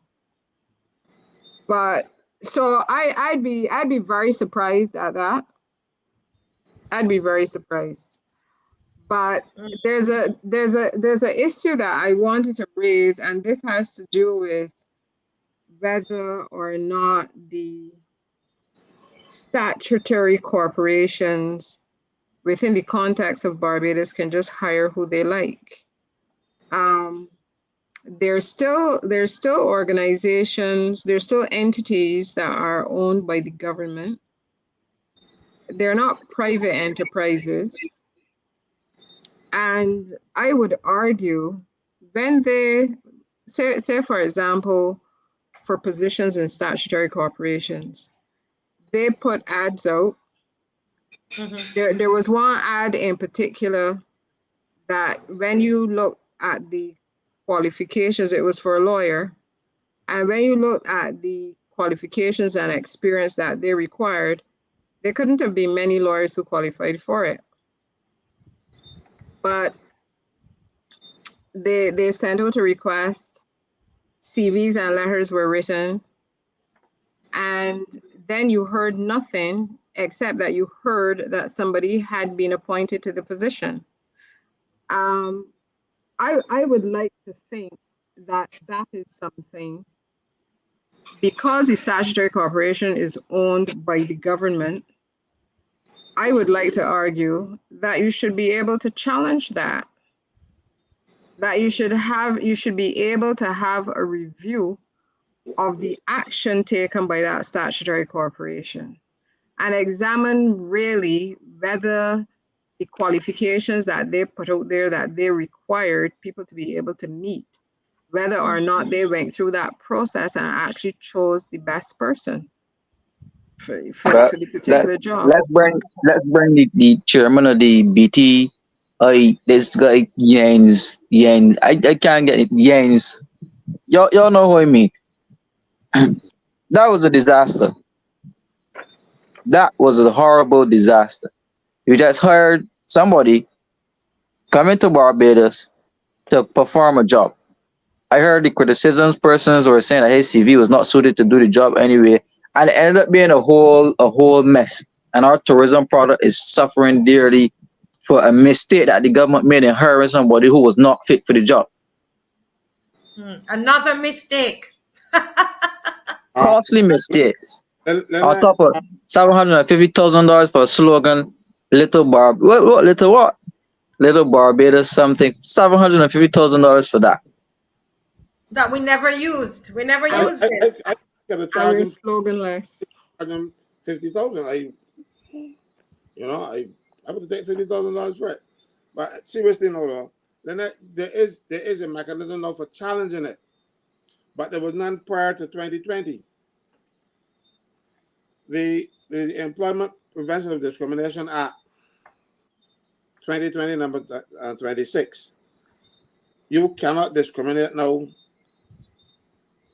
In the it says here, an employer shall not discriminate against a person A in the creation of jobs, B in the making of arrangements for determining who should be offered employment, in the advertisement of the employment, D in determining who should be offered employment, or in the terms and conditions of employment being offered. Now, if you advertise a particular job and then you give it to somebody else without going through this lesson, that is discrimination. You can go before the tribunal for discrimination. But I believe that you could use the Administration of Justice Act too before 2020. no, but you see, the thing is, the public the civil service rules, everything but civil service or public service, we call it now, is governed by a particular law or rule or regulation, something. That is why statutory boards were taken out, because then those rules don't apply. I remember back in 1980, Tom Adams sent out a circular saying that the general orders don't apply to statutory boards because a lot of them were using them, and that the financial rules don't apply either, and that they had to do their own. That is why you have people at sports council then have to develop, and sanitation then developing their own rules, because the rules that they were relying on over the years, even today, some people still use general orders, even though the general orders don't apply. So, because the general orders are for the public service, and now they're made under the Public Service Act. That is the situation. Yeah, but the Statutory AJA is fairly broad, and the rest of people in the Caribbean. Actually, we probably have, from the commentary on it, we probably have one of the better AGAs in the region, but we actually don't use it for much. But it is quite broad in terms of government type actions. But I appreciate that new non-discrimination legislation is perhaps more specific where that is concerned. But I mean, one of the things that allows that strengthens your democracy is that when these things are done, people have to be prepared to utilize the legislation that they actually do have to say, you discriminated against me. I applied, because what people would say is, you're going to waste your time applying for that. With them, they got somebody for that already. They just put it out there, but they know who they're giving that work to already. And I don't think that we can just continue to accept those things, because what is the point of educating somebody in a particular area? The person has the particular skills and they put in an application. You acknowledge it only because the person said, please acknowledge my application. And when they didn't get any acknowledgement, they phone you and say, well, I want acknowledgement of my application. And then after that, you hear nothing. You get no interview. You get nothing, except that you then hear that somebody else has got the well, not the position, but the contract. Somebody else has got the Right. contract, who you know is connected um, to the politicians in power. I, When we continue to do those things, we continue, I think, to facilitate the corruption. And when I say we, I include me. I'm not excluding me. We continue Yeah. to facilitate it. I'll ask you a couple of questions, Nosy, because you're a lawyer and you know these things better than me. When a person files for an urgent application before the court, it goes before the duty judge, and that's all right. Yes. Yeah. But how come when a matter comes up against the government, the duty judge don't get it? Well, that would be a mystery to me. I don't actually know that the jury judge doesn't get it. Who gets it then? Olson Allen was the duty judge when they filed that case. The guy filed the case with elections, remember? And they went to 60 chairs. That's a fact. Mm. Well, it goes to the duty judge for the duty judge to determine if it is urgent, but not necessarily to actually preside Can over get the it. case. No, the chief justice decides if it's urgent, but that is because the chief justice gives you the make sure it is urgent, and he certifies. He says, well, yes, it's an urgent matter, and then it goes to the jury judge for the jury judge to do what he has to do. The jury judge didn't get this one. You see, so that those things like that worry me, because why you take out this guy? He incompetent to deal with with matters like that affect that. But the government, what happened? That's the problem. When you are not transparent, it makes people believe that something wrong is going on. I'm not saying that anything Correct. wrong is, but it looks so. You know. Yeah. That's the Again, thing, and that's what this March. I just want to interject here, because people, a lot of new people have come on, and I want us to remind them that the March is tomorrow. Tomorrow, 10 o'clock, and this particular March, we're going to be at the crossroads of, um, what's the name of that place there again, Lynette? We're to gather opposite the CID, which is the back of Pelican Village. There's a space there that we can gather. And That road apparently is called Redmond Drive. Redmond Road, yeah, Redmond Drive. But no, not many people seem to know that. But is that so we road then that would lead you down to the harbor industrial site? All right. Well, okay. for those people who know about the bar Super Q, right? Right? Because you got to get people Right. It has there's a big shop there at the corner. called Super Well, Q. I don't know if it's big, but it seems big to me. Right? And then there's the Yeah. below the gas station, Ruben's gas station. It's the road between the door there. Okay, so repeat that for me again, Caswell, because a lot of people, we normally go by Massey. We would get permission to meet at Massey. But tomorrow, we were not given permission, and no fault of ours, guys. That is what we asked for, Massey. But this is what the police they've given us, right? Because of So the cricket, they're trying to make sure that we are out of the cricket zone. out of cricket, yes, I Yes. see, Lynette. So because of cricket, now, Caswell, can you repeat exactly where? Give the people the direction of where they're to come tomorrow at 10 o'clock. There, right at the road where on the corner there's the criminal investigations department. Then you would see the place where they sell motor cars, and then there's the gas station, the Rubens gas station, right on the corner. Opposite them is a place called Super Q, which is a bar where fellas sit down over the port workers sit down and drink. You can't miss it. If you go straight across that road, you'll go by the sewage plant. If you just cross the main road, it's up by the sewage plant on one side, that road is on the other, right by the traffic lights. So I suspect what we probably are going to do is to put somebody at Massey Car Park to, because a lot of people are going to end up going there. So, Yeah. I Yes, we suspect we agreed to will. do that. Yeah. Somebody volunteered to take up that position, and if anybody comes there, they'll be able to tell them where to go. Where to go exactly, because we want to make sure you're comfortable. We have a lot of water. I was told, Mr.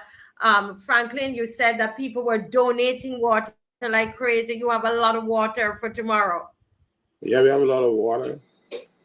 People brought water. But there's a story I have to tell you. It touched Yes. my heart. And we asked for donations to help defray the costs of police protection, that kind of stuff.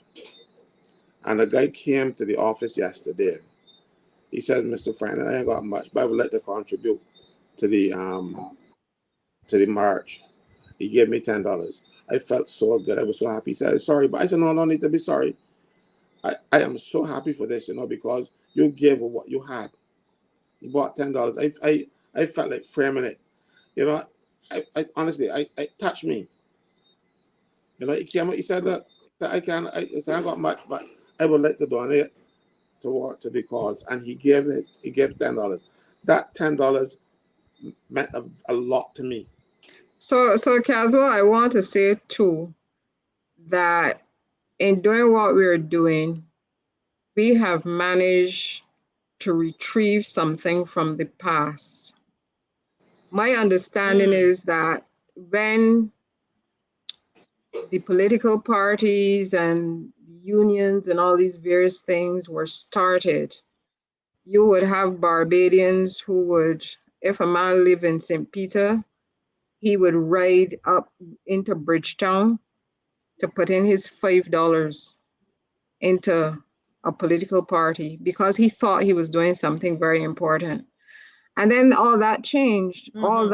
All that changed. So you then give the supporters the impression that all they need to do is to go there, make enough noise. You can buy drinks for them, food, t-shirts, and really that they're not contributing anymore to the development of the organization because there are other people who got money and they're going to buy everything. Your contribution isn't important.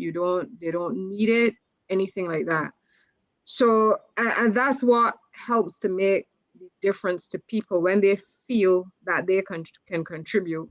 They have a role to play and it is meaningful, and that not only people with a lot of money can make a contribution.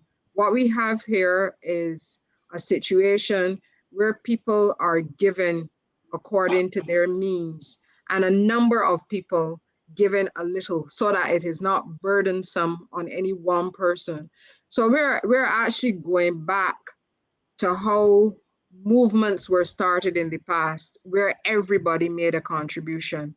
Mm-hmm. And Mm-hmm. I think that is an absolutely wonderful thing that man felt that he could contribute, because I know in other organizations when they see the members with their fancy cars and they give the impression they have all this money and they could roast a two pigs and all that kind of thing and tell you come and eat as much as you like, that kind of vibe. I know a lot of people feel there isn't anything that you can contribute. A lot of people feel that way, and they don't feel empowered. They feel disempowered. And I'm glad that Mm-hmm. what we're doing, we're making Barbadians feel again as though they have some power to change.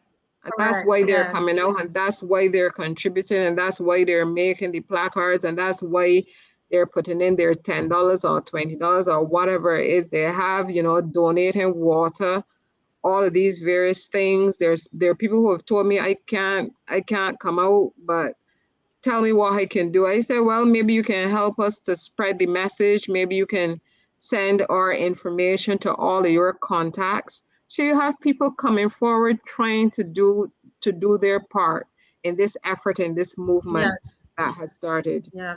But even a You guy know, even bought me a shirt to wear on the march. Unfortunately, I can't wear it because it's 3 sizes bigger than me. you know, Listen, he, I want a he, shirt out of the. I want a shirt out Hear of the that he cookie brought jar. what?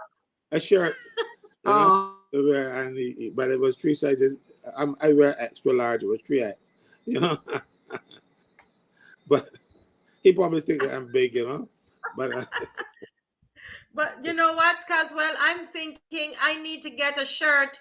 I want to get a shirt made. Anybody listening? This is one thing I go and beg on here. I want a shirt out of the one with the cookie jar. I want a shirt made out of that. A friend of mine sent me a message and said, Marcia, they're going to deport you.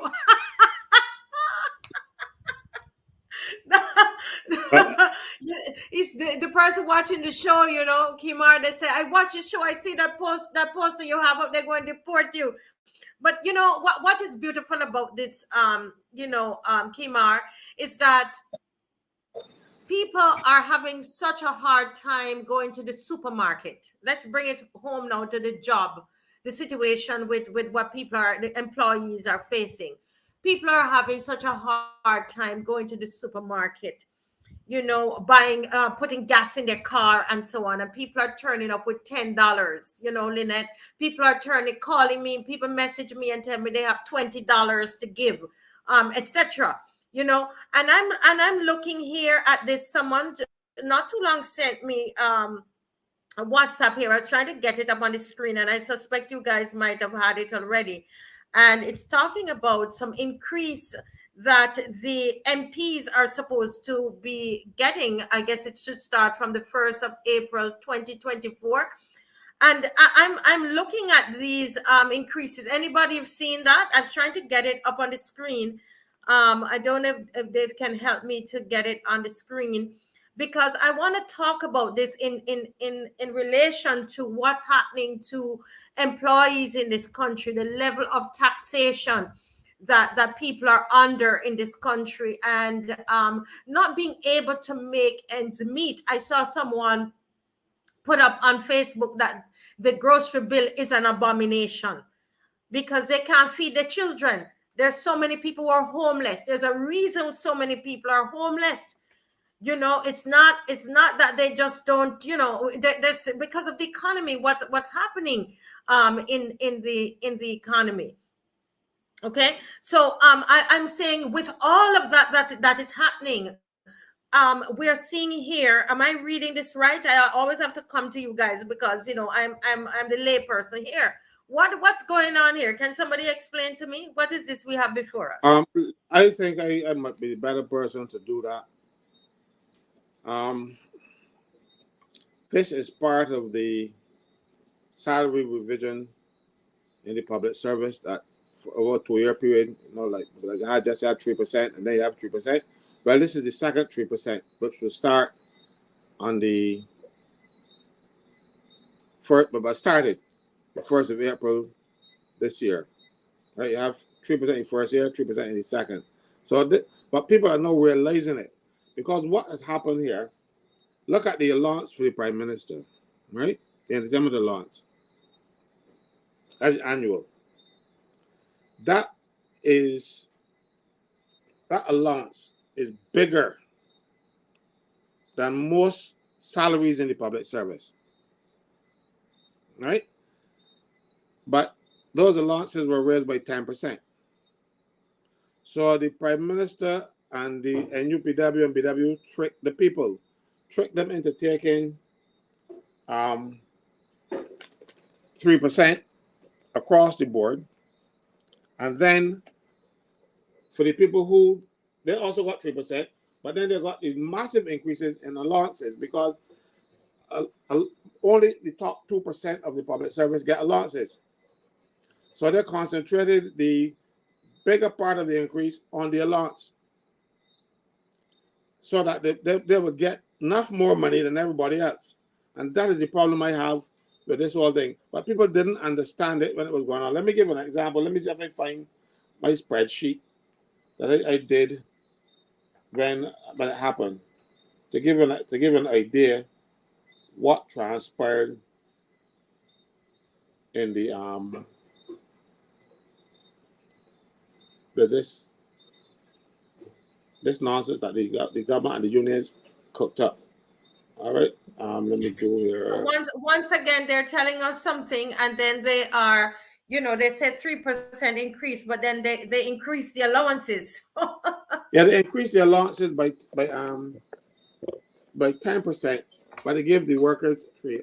I have too many devices. I'm trying to find which one I had it on. That is basically where we are now. And this one is losing power, so I'm going to plug that in. And 21.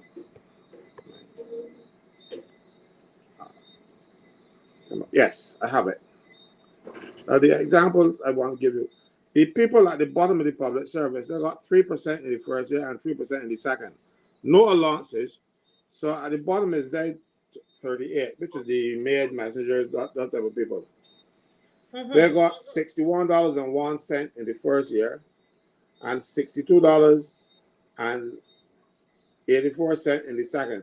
So their total increase for the 2-year period is $123.85. So they got this massive sum of $123.85. Now, go up to the Prime Minister. Her increase was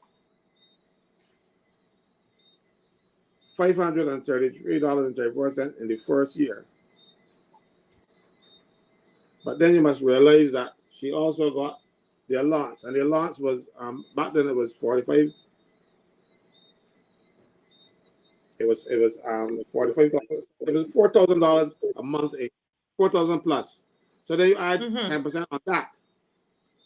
So in all, her increase was $1,082.67. $1,082.67 because the allowances push her thing up. As opposed to the fellow at the bottom, and let me show you. 63. Wait, no, her allowance now is $63,995.91. 63,000 is a significant salary in the public service. As a matter of fact, that is the top of Z1 scale. That's where the attorneys at law start out as when that's their salary when they come from law school, and you get a job in the public service, you get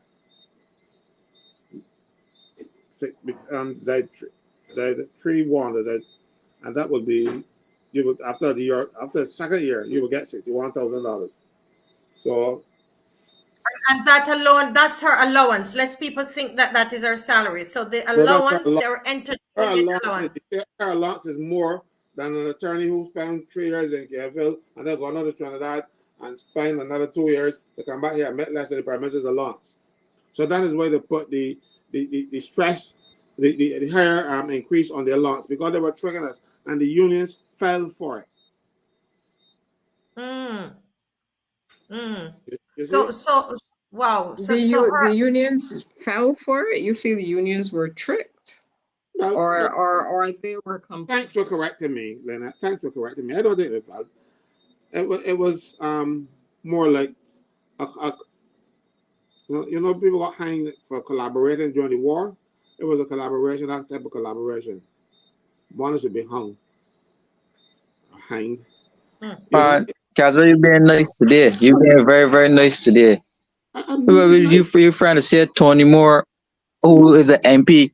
She's a sitting MP, and she was the body negotiating these salary increases. So she got a salary increase for herself.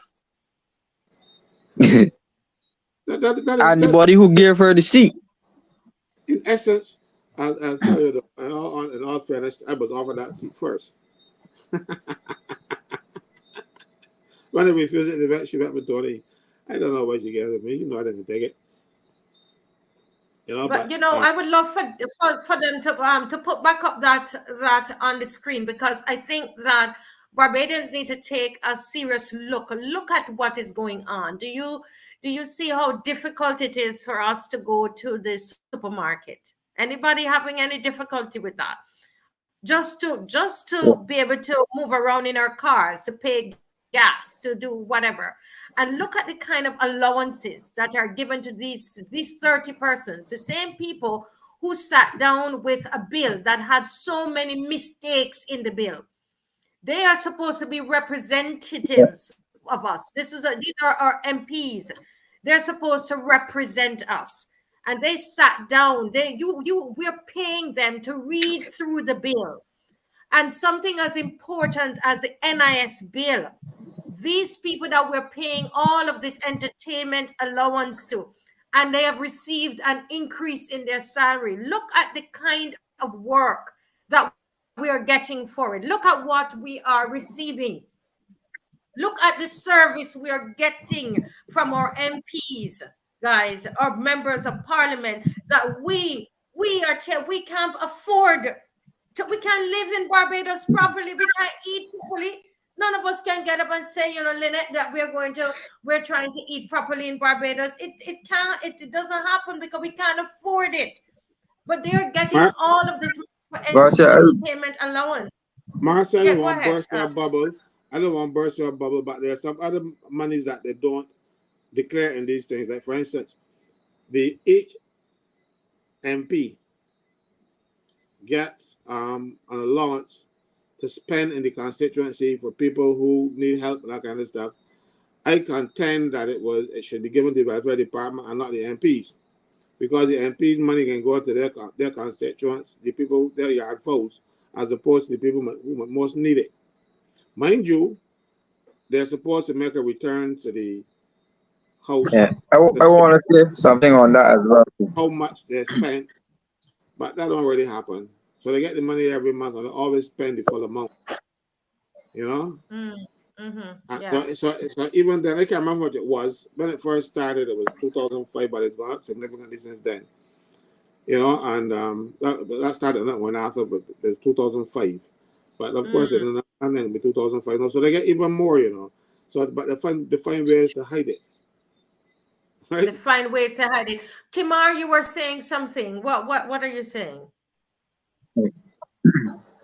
I can recall when the last administration was in power, Tony Moore from the BWU and Akani McDowell from the NUPW, they were sticking it out to the government that they wanted a 23% raise increase. The protest, the block, McDowell asked for coping subsidy. They asked for NSRL to be removed. And I had a whole list of demands that they were not willing to negotiate with the government for. They chose to protest and to basically shake the government out for a government of their preference. So now that the government changed, you're seeing a complete 360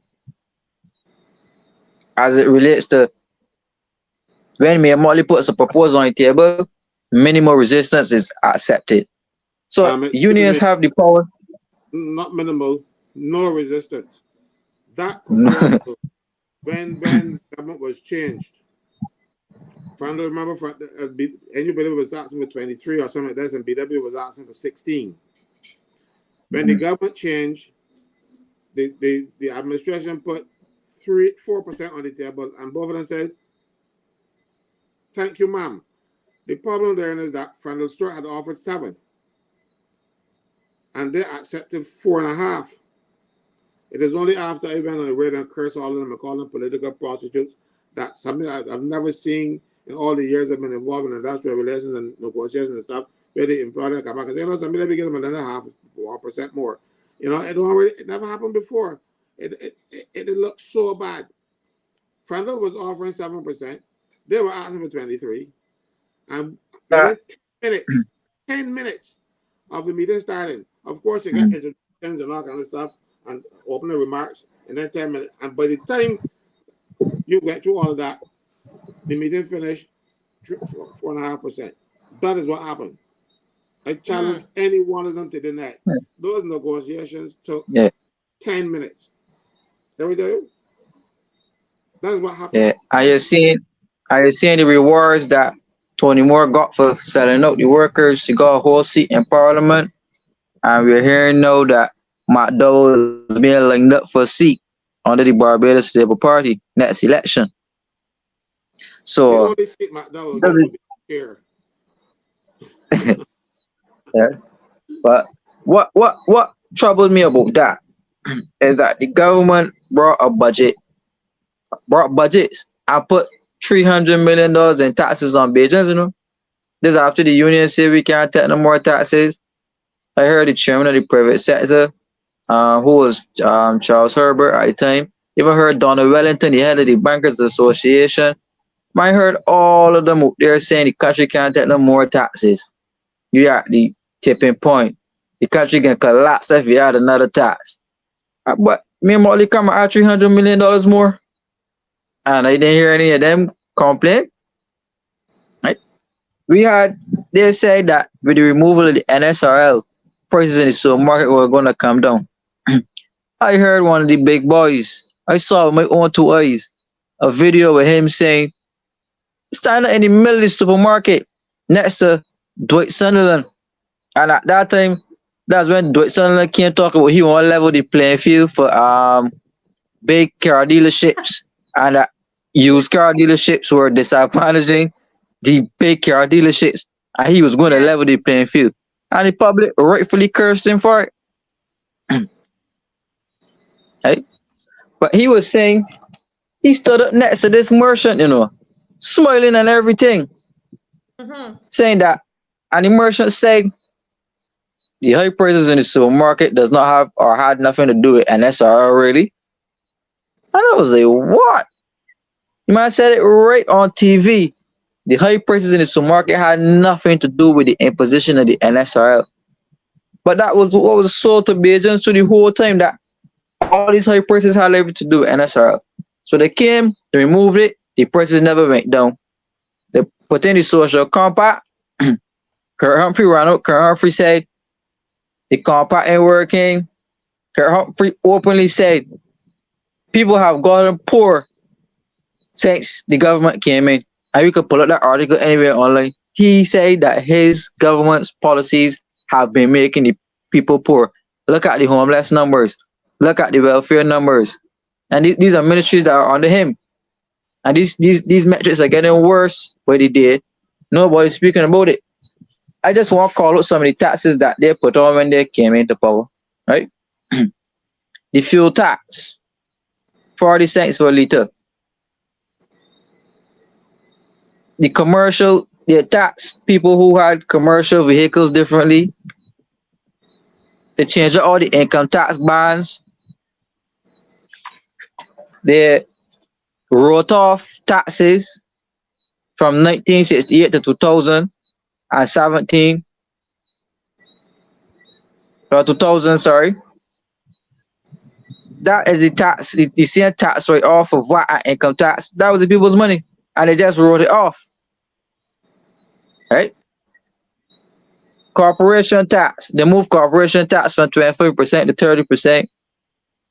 They add VAT on all of the online transactions, add VAT onto Amazon. We had the same Prasad out there saying the Amazon tax, that was his favorite thing, the Amazon tax. The tax Amazon. There's something called a health service contribution. And that was 2.5% of your earnings. There was a departure tax at the airport that helped transition the BTMI from government books. I bet many people didn't know this, but they actually removed the student loan.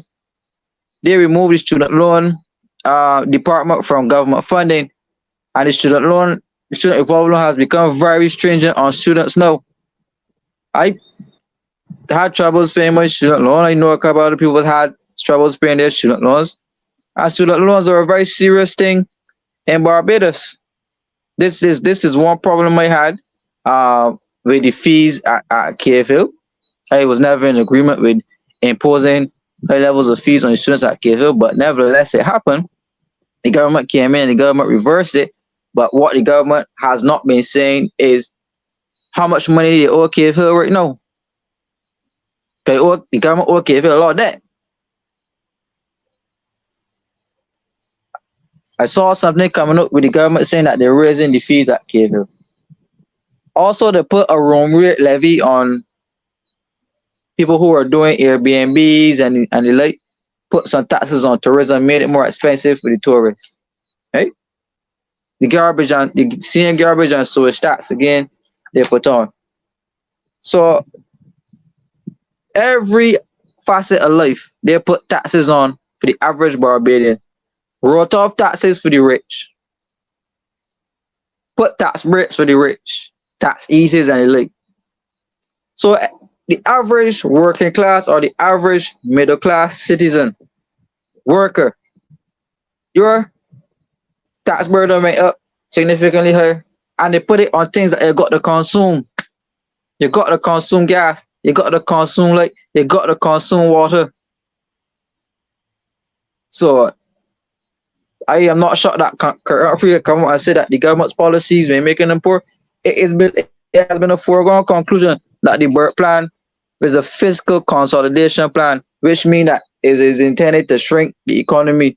All the printed money that was in the economy, all of it had to come out. All the excess money, the excess liquidity that was in Barbados from the time of the DLP, all of it had to come out. Debt restructuring, all of that money had to come out. $4 billion just swept off the Barbados economy overnight. You didn't have a way to replace it. So that's why me and Marley borrowing because they don't know where to get money from. They don't know how to turn the SOEs into revenue generating entities. So they're just selling them off. Hoping that by selling them off, they could probably get some kickbacks and hoping that they could maintain some shares in it, that they could get the little crumbs that are dropping off the table. One last thing that I want the people of Barbados to pay attention to is this climate change thing that they're trying to force on Barbados. And we have an entire IMF program called the Resilience and Sustainability Trust. And we borrowed a good couple $100 million through that program to transform Barbados into a climate-friendly place. Right? And we are seeking to borrow more loans in the name of climate change. Ask the average business citizen what is climate change, they can't tell you. Ask the average Barbadian what is going on as it relates to the borrowing of all of this money in the name of climate change, what it means, they can't tell you. Ask the average Barbadian what is this Bridgestone initiative, they can't tell you. But what we know is that monies have been borrowed in our names to facilitate these agendas. Well, I am not an environmentalist. I am a meteorologist. I am a weatherman. I can't tell you about climate change or what it is or it isn't. What I know right now is that Barbados as a country is pushing a climate change agenda, borrowing money in the name of climate change. And when you ask what really is preparing a country for climate change, nobody can tell you.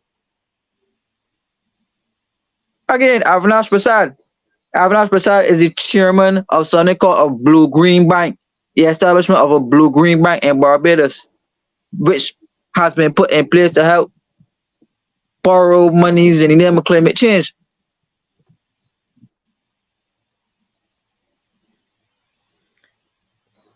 Caswell, You're, muted you're, if you're saying. Yeah, sorry, I said that blue-green thing, leaving business black and blue. You know, I want to pause you there, Kimar. There's somebody in the chat that is very despondent. I don't know what the issues. I'm trying to find what it is that they're saying, and I want to give a word of encouragement because we are finding a lot of people. People want to end it and so on. And somebody sent me a message that there's somebody in the chat who's speaking about about suicide, about wanting to end it all. I think, I don't know if they lost their job. If the person who is messaging me can give me some more information. I see people here encouraging that person, and we want to send out an encouraging word to that person that is watching. And I don't know what it is that you're going through, and to just let you know there's hope. I want to give you a number. There are counselors that I have that can speak to you if you're interested in counseling, which I think it would be good if you would sit down and talk with someone. I can put you on to a counselor, as soon as possible. I could get you onto a counselor to assist you. Okay. So if you if that is you, please message this number. Please message this number. Don't no need to give up. There, I know there are lots of people who are having it very, very tough in the country, and people on here are even trying to offer him a job, etc. I'm seeing asking what kind of work he does. Message us, please. Please message. Please message. Don't give up. Don't give up. Okay, don't give up. Back to what you're saying. Kimar, I think, was speaking. Was it Kimar? Yes. Yes, I was speaking about this climate change agenda that Barbados has now adopted really um all through the world, through the globe. Climate change, climate change, climate change, climate change. Seeking to borrow money in the name of climate change. You know, we got the African Exim Bank coming in. Um, I recently heard Caribbean Prime Minister speaking about Leah again. We just need to understand the role that Barbados played in destroying Leah, right? And we need to understand the way the world is going as it relates to CARICOM. Understanding the amount of deals that Barbados made in the name of CARICOM and joining CARICOM onto the African Union. Not that anything wrong with that, I actually like that. But we need to understand the agendas that are attached to these things. Now, yes, the Caribbean is a disaster-prone area. We are prone to hurricanes, bad weather, high sea swells, and the like. So, I am asking if we have hurricanes and we have situations like where the ash came to Barbados, we we put, or they're saying that we need to put certain structures in place to be able to combat this so-called climate change, right? They say we have climate smart houses now. They say we have gender balance houses now, right? And all type of agendas that are coming out from doing business with the IMF and doing business with the IADB. Going back to the computer science quiz, every time we borrow money from these financial institutions, there's some type of mandate is handed down to the people of this country that the government seem to can't do anything about. So if it is that we are heading full steam now on this so-called climate agenda, right? And this Bridgestone initiative, and we have some of these so-called big countries or whatever, quote unquote, following Barbados and this Bridgestone initiative. At the end of the day, all we are getting from it is debt. And we're sinking Barbados in debt in the name of climate change and climate this and climate. We had climate smart meters. I said I had climate houses. No, we have climate clothes. Everything now is climate, but when you check out the tangible benefits of Barbados, all you're saying is debt, racking up. And this is the legacy that we're developing internationally, that Barbados has become the poster child for everything debt and IMF. We are on so many World Bank committees. Not we, but the Prime Minister is on so many World Bank committees, so many IMF committees, so many IADB committees. And all Barbados is doing is realistically stacking up debt. Countries got debt forgiveness during COVID, but Barbados got none. All we got from the same people we borrowed from were to say, well, I know y'all borrowed at 1%, but right now you're gonna pay about 400 times more than 1%. And the Prime Minister didn't even know what to do or what to say. So that's a classic example when you're out here that you cannot have foreseen that all interest, all loans, unless you negotiate otherwise, are tied to the LIBOR rate, the London interbank lending rate. So unless she did not know that, or unless she did know that, and purposely withheld that information, Barbados not gonna pay back 400 times now the amount of interest and debt that we borrowed. So how are we gonna get out of this debt trap when every couple of years the interest rate is going up 400%? And still they were telling us all along, Marsha Cattle, Ryan Sean, Kevin Greenwich, me and Motley, oh, it's the cheapest money in town. Lisa Cummins, don't forget her. It's the cheapest money in town. Oh, we bought 1%. We bought 1%, no? Mm-hmm. Is that another of the mistake? And this is why people need to come out tomorrow, guys. I don't want us to stay on here. 400 of us stay on here and we just talking, or 400 and whatever of us, we're on here and we just talking and talking. We need to hit the pavement. If you're not in Barbados, call your relatives and tell them go down there on your behalf.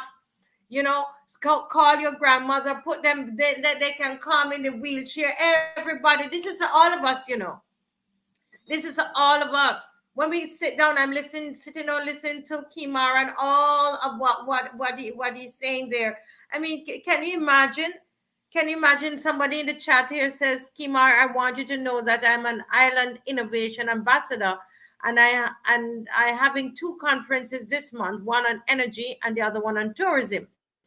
Now I spend 15,000 of my own money, and when I approach corporate Barbados for sponsorship,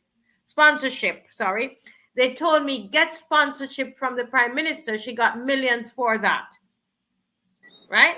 So this is what this gentleman who's trying to do something is saying, that they don't want to help him because they're saying the Prime Minister is getting money for it, but we don't. This is why we're asking for we're marching tomorrow.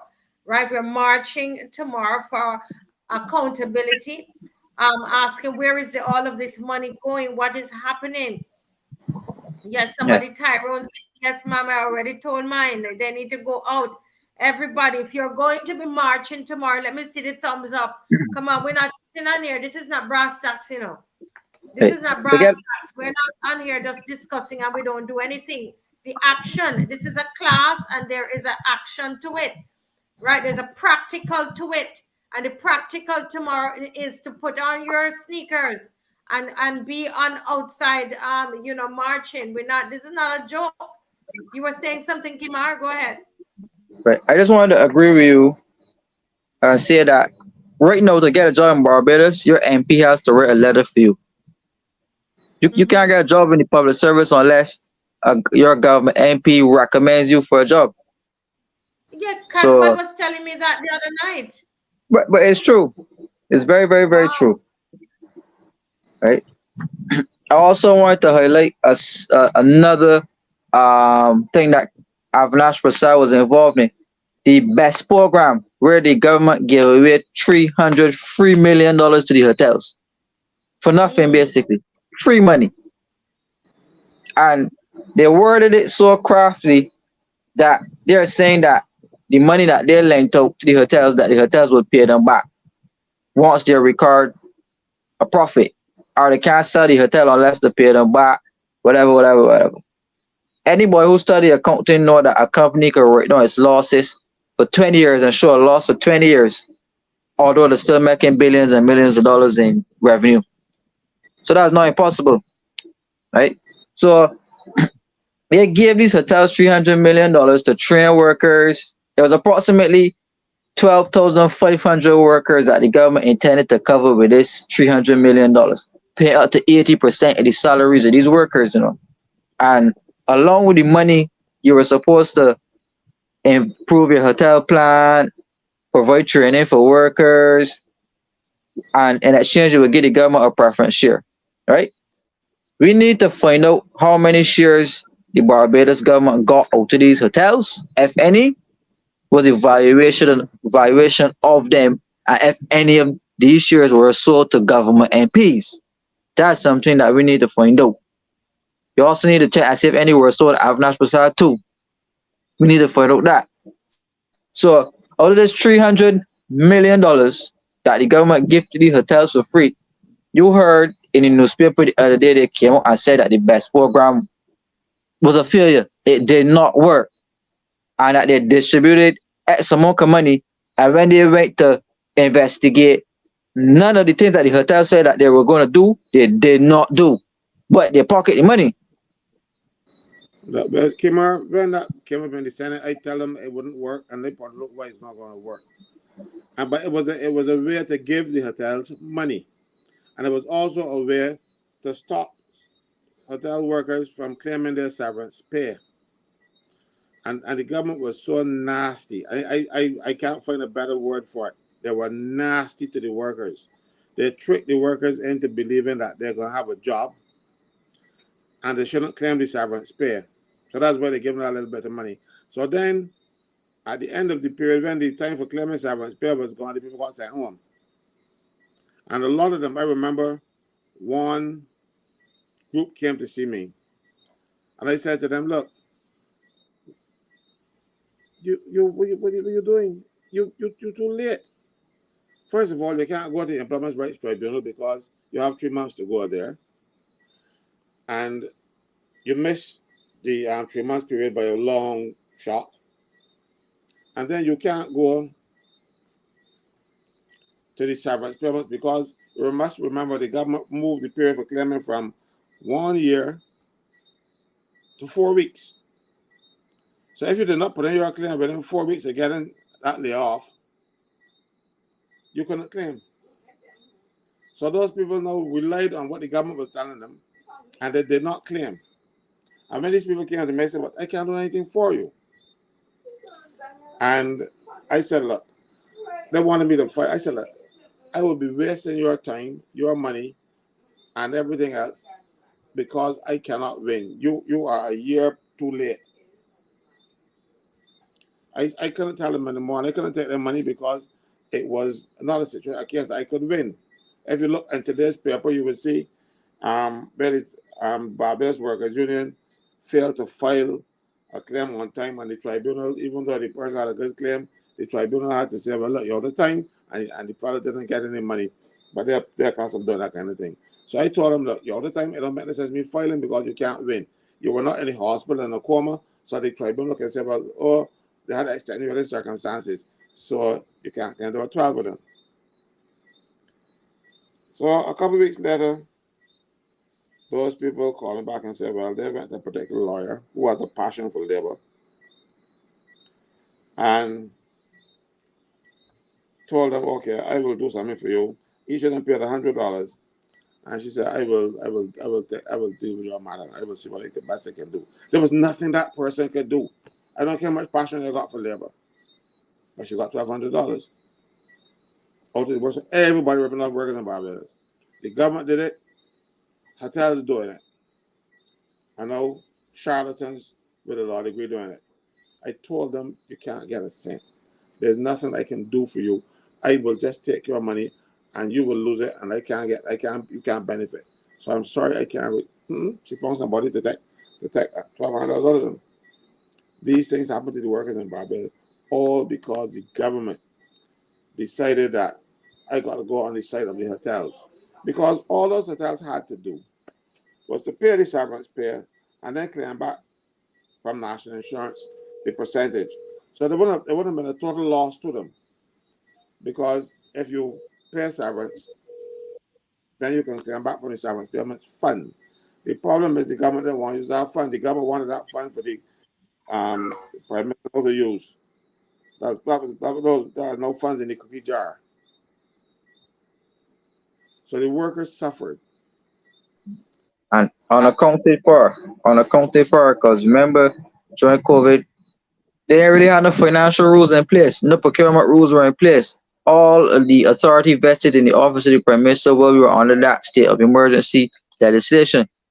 And so much money filtered through the office of Prime Minister in Barbados unaccounted for that nobody in the parliament, because we have very limited backbenchers and everybody else in cabinet, so they couldn't say anything.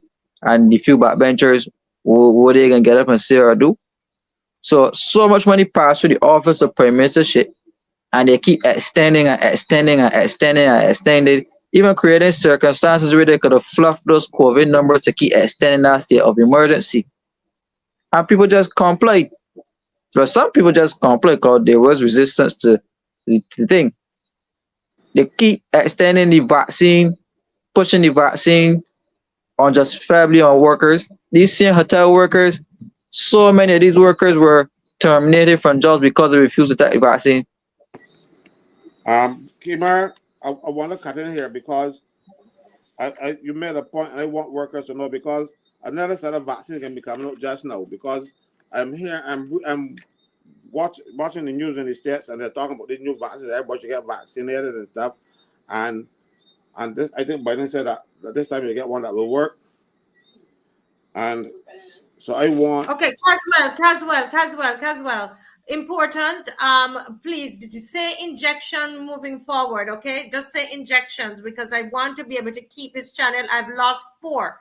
All right, I've lost 4 Yeah. YouTube channels, and we need this for the people until I can get my website. I heard I'm going to get my website in 3 weeks. So we're going to use the word injection or just say juice or something else. Okay, thank you. Yeah. Okay. This is section 6 of the Employment Prevention of Discrimination Act. Subject to section 8, an employer shall not require a person to answer questions in relation to or undergo a test for a medical condition as a precondition to entering into a contract of employment or as a condition for the continuance of employment. So they could even ask you if you had a vaccine. This is part of the law. Injection. Yeah, sorry, injection. This is part of the law of Barbados. You cannot ask a person to take any medical treatment. And Section 8 only deals with where the person requires a medical certificate to perform their job. Like if you're a food handler, then they can ask you to produce that food handling certificate. But there's no other jobs, such as jobs in Barbados, where you're required to do so. But so far, we have 2 cases before the tribunal to deal with people who required persons to get JUC. And we are coming up now very shortly to hear at least one of those cases. It is against the law for an employer to require you to take any medical treatment in order to keep a job or to get one. But when they were doing it, the government haven't passed this legislation in 2020 because this was passed the day I walked with the parliament when these governments came in to try to infect me. And they passed it then, that day. So you can understand it was passed in 2020. And government knew it was against the law. And they still allowed employers, the same Ministry and Minister of Labor did not get out and say, but you can't do that. Brand new piece of legislation that was just piloted. But they allowed employers to break the law. I know of persons who were fired because they did not comply. And remember, the nurses' strike started when they required nurses to be jabbed or to have their nose probed every Monday morning. And the nurse, we told them, if you ever put that in place, we'll be down tools. And some persons down tools for 13 weeks. Wow. Because they're not going to work under those conditions. Right. Remember they brought in that discriminatory process of safe zones. So to enter a safe zone, you had to be vaccinated or whatever. And then the safe zones crumble quickly when they realized that it was rubbish. We actually had the people going into restaurants with a mask on the face, sitting down, taking off the mask to eat, talking all over the restaurant, whatever, whatever, then put him back on the mask. I Support to mean, it the was some strange things that the government mandated us to do.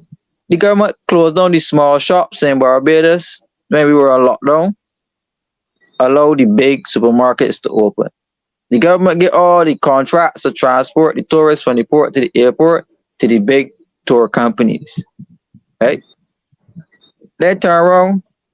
You remember when the COVID unit was running and kicking on people's door? yeah.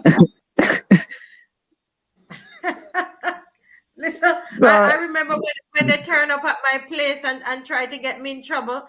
And I didn't do anything wrong, but they tried to get me in trouble for nothing. Only to shut me up because I had a program. So they wanted to shut me up. But go ahead, Kimar. we had about five COVID. What do you call them? Caesars, czars. You have about five czars. As now we don't know what the czars have been paid for doing that work. Um, let's say we had contract after contract after contract going out. We even had the bad deal with Mr. Good Vibrations. Um, Mr. Good Vibrations bringing in faulty jokes, as Caswell said. Uh, we had, I mean, I saw Boss at work and he worked really hard. You could see that he really needed some rest and some sleep. But outside of that, I feel like Boss was the only minister that actually did a lot of work during the time.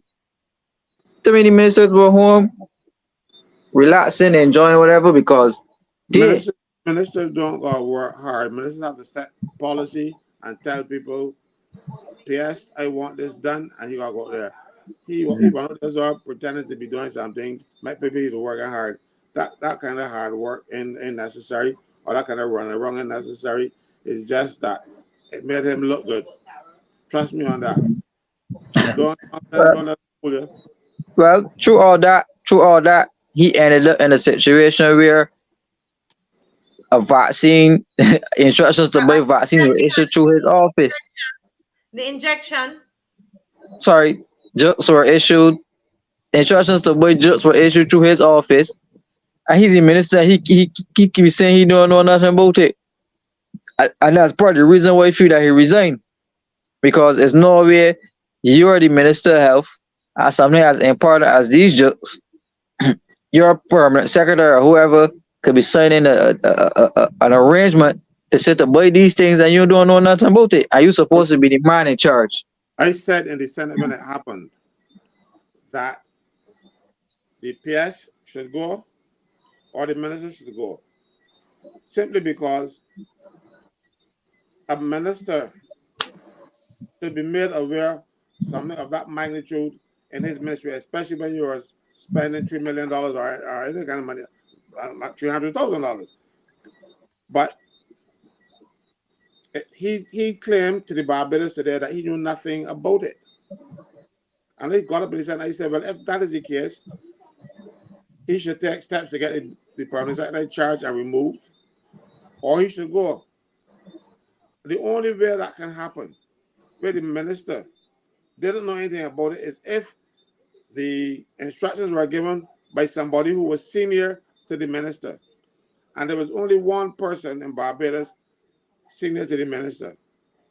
That was the prime minister. But That remember the powers of the and Lynette, you could speak to this as well. The powers of the Emergency Management Act. They were so draconian that all power vested were in the office of the prime minister. So whoever was but we only had one prime minister at the time, but we had two because they had acting prime ministers. But the powers in that act and the amendments they made the prime minister into a de facto dictator. And it's right there in black and white for people to see. So the time that we spent on the last state of emergency session was the most powerful time for a prime minister almost in history anywhere in the world. look, I don't think any other country gave their prime minister so much power. are you aware that to date, none of those regulations that the prime minister made has ever been laid in parliament? None. All laws must come to parliament. even if the laws are regulations, they're led in Parliament, or they're no good.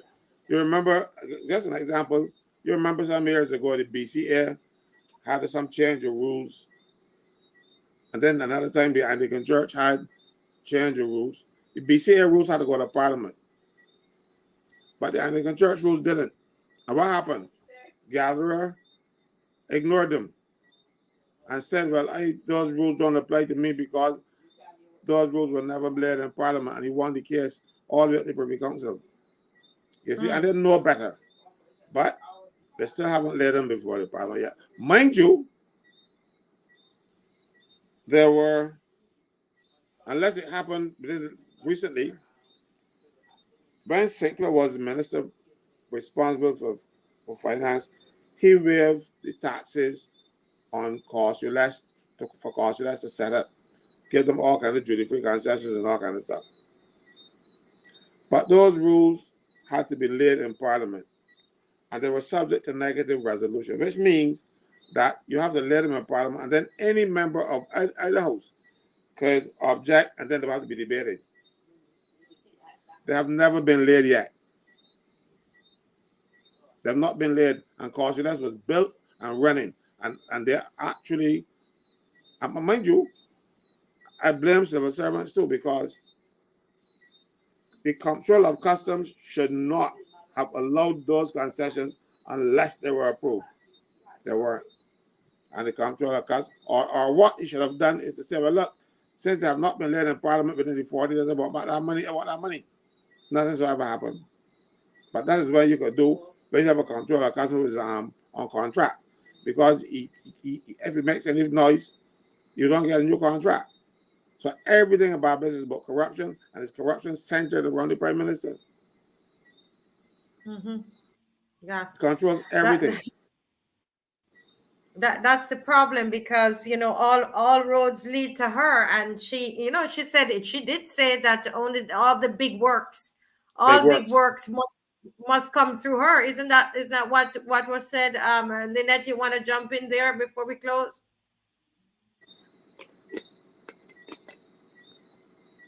Well, all of that really is a feature of the system of government that we have.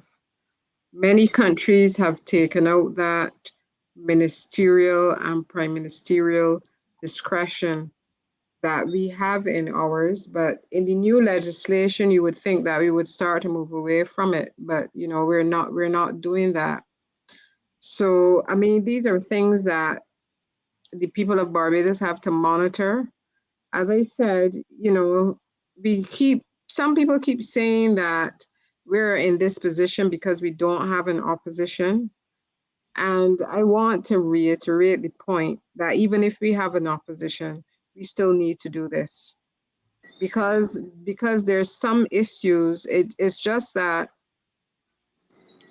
the BLP is in office now, so they benefit from using the ministerial discretion. If the DLP gets into power, they will benefit from using the ministerial discretion and the prime ministerial discretion. So those are things that we need to change fundamentally in our law, and we have to be serious about it. But the only class of people I think that will press for it is the people. It's not the parties and the politicians who will push for it. So that's the position we're in. And this is why we're inviting people to come out. I mean, I tell you, if after all of this tonight people are not coming out, I don't know, Barbadians, we've got to get out there. There's a little piece here I just want to read from Glenn Murray, was a former cabinet minister, and I saw this going around on the internet, on WhatsApp. He says the IMF conditionalities, terms and condition, always result in the working class and the most vulnerable, the poor, bearing the brunt of having to endure the harshness of the adjustments, the reduced standards of living sold as unavoidable by the decision makers. It's always the poor, and that is what this show is always has been about. This is what this show is always it's been about since we started, because we recognize that it is the poor, right, that is going to feel the brunt of the harshness of these policies. And we were hoping that our leaders, those 30 that we put there, that they would argue on behalf of the poor, and they will stand in the gap on behalf of the poor, but they have not done so, Lynette. And that is why a show like this exists, and that is why we are marching tomorrow. You don't let them make this into a political thing. Don't let them make it into a political thing and telling you that people on here we're marching because of political reasons. It is because of what we see is happening. The people on here, this person who is saying that they want to end their life. If you're listening again, 236 7000, someone is sending message. They're trying. The people on here are so helpful. They're trying to help that person. And if they can get down to the march tomorrow and identify themselves to Mr. Franklyn, Mr. Franklyn here, anybody you see here, you can identify yourself and let them look into your situation. And see nobody here has any magic that we can wave a wand and change your life. But even if it is a small thing that can be done, we don't know the full extent of your situation. But if there's anything at all that we can do it, even if it's a bag of grocery, right? Kimar, we will try and help. So, so please, please, please, please, there is hope. And the people on here, they're messaging me like crazy. They want to see, they won't want anybody else to feel like they have to end their life, because they're saying this person's water bill, they have 4 months of water bill, they don't lost their job, all kinds of things. And this is what is happening in Barbados. Yes, I know. Yes, there's the deceit and the lies and the corruption. I agree, Isis. But at the base of this, it's about what the deceit and the lies, what they're all doing to poor people in this country. People who a lot of times don't have a voice, the elderly. Okay, so that is what this is all about. So tomorrow, again, let me see the thumbs up for those who are going to be joining the march tomorrow. Who are the persons who are coming out to join the march tomorrow? Important. Don't sit on here and just type away. Let us not be what they call social media warriors. You need to go out and put some put your feet on the asphalt tomorrow, and don't come alone. Don't come alone. You're driving. Put people in the car. Ask people to come along. It's about their future. Let the young people know that it's about their future. Okay, it's I, about their future. Yes, go ahead, yeah, Lynn. I think a lot of people maybe in the past could not make the connection between the activities of of their politicians, the activities of people we vote for and we put them into parliament. Sometimes it has been difficult for them to make the connection between doing that and then the lives that they actually live. Um, I so I hope that some of what we've been able to do here is to make the connection between those decisions that are made in our name in Parliament, that those decisions affect us negatively. And this NIS bill, the two bills, this is only an example of the connection between decisions that are made and the impact on us. Just one of the examples. And what we're saying is that we need to have more transparency, more accountability. That's what we need. So when I ask the question, if $80 million is coming out of the NIS every year and it is going overseas, it is a legitimate question for citizens to ask. who is doing the investing on our behalf? What are they investing in? Where's the money going? I can't see why that is a difficulty and why we can't know. In other countries, these are things that are fully available.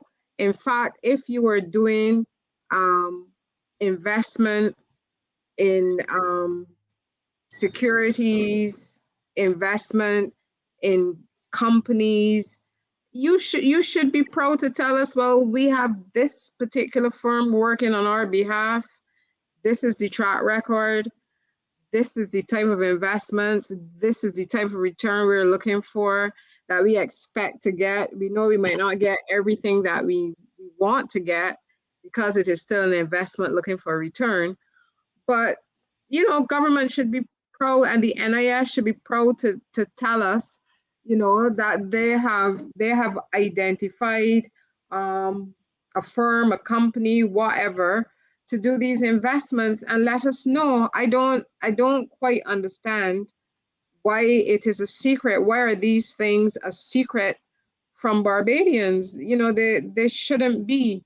And there's some people who many of you know, who still seem to believe that we're not to ask our governments questions. We have to ask our governments questions. And then there are people who would want to tell you that our marches have failed. They haven't. They have been successful. And I can only think that the only reason that they would not pull back that particular bill with the mistake in it is because they don't want it to appear as though we've won by getting them to take the particular piece of legislation back. And I would hope that people are not that silly to do that and go ahead and proclaim a piece of legislation that is simply going to cause havoc. Because it, even interpreting it, even if it went before court, you can't just say it's an error, because what would be said is that it was discussed, it was drawn to the attention of people, and therefore, if it weren't changed, it would have to be what the parliament intended. How would you be able to get around that? You would have to say it is what the parliament intended, and the interpretation would have to be as it is with the particular change. So I hope that, I've met individuals who said that they've listened to what we're doing here, and they've said that it has made a difference, that they've learned. Um, After our two marches, the Prime Minister did come out and speak. We've had consultations now, I believe, with the NUPW has finally had them, the BUT.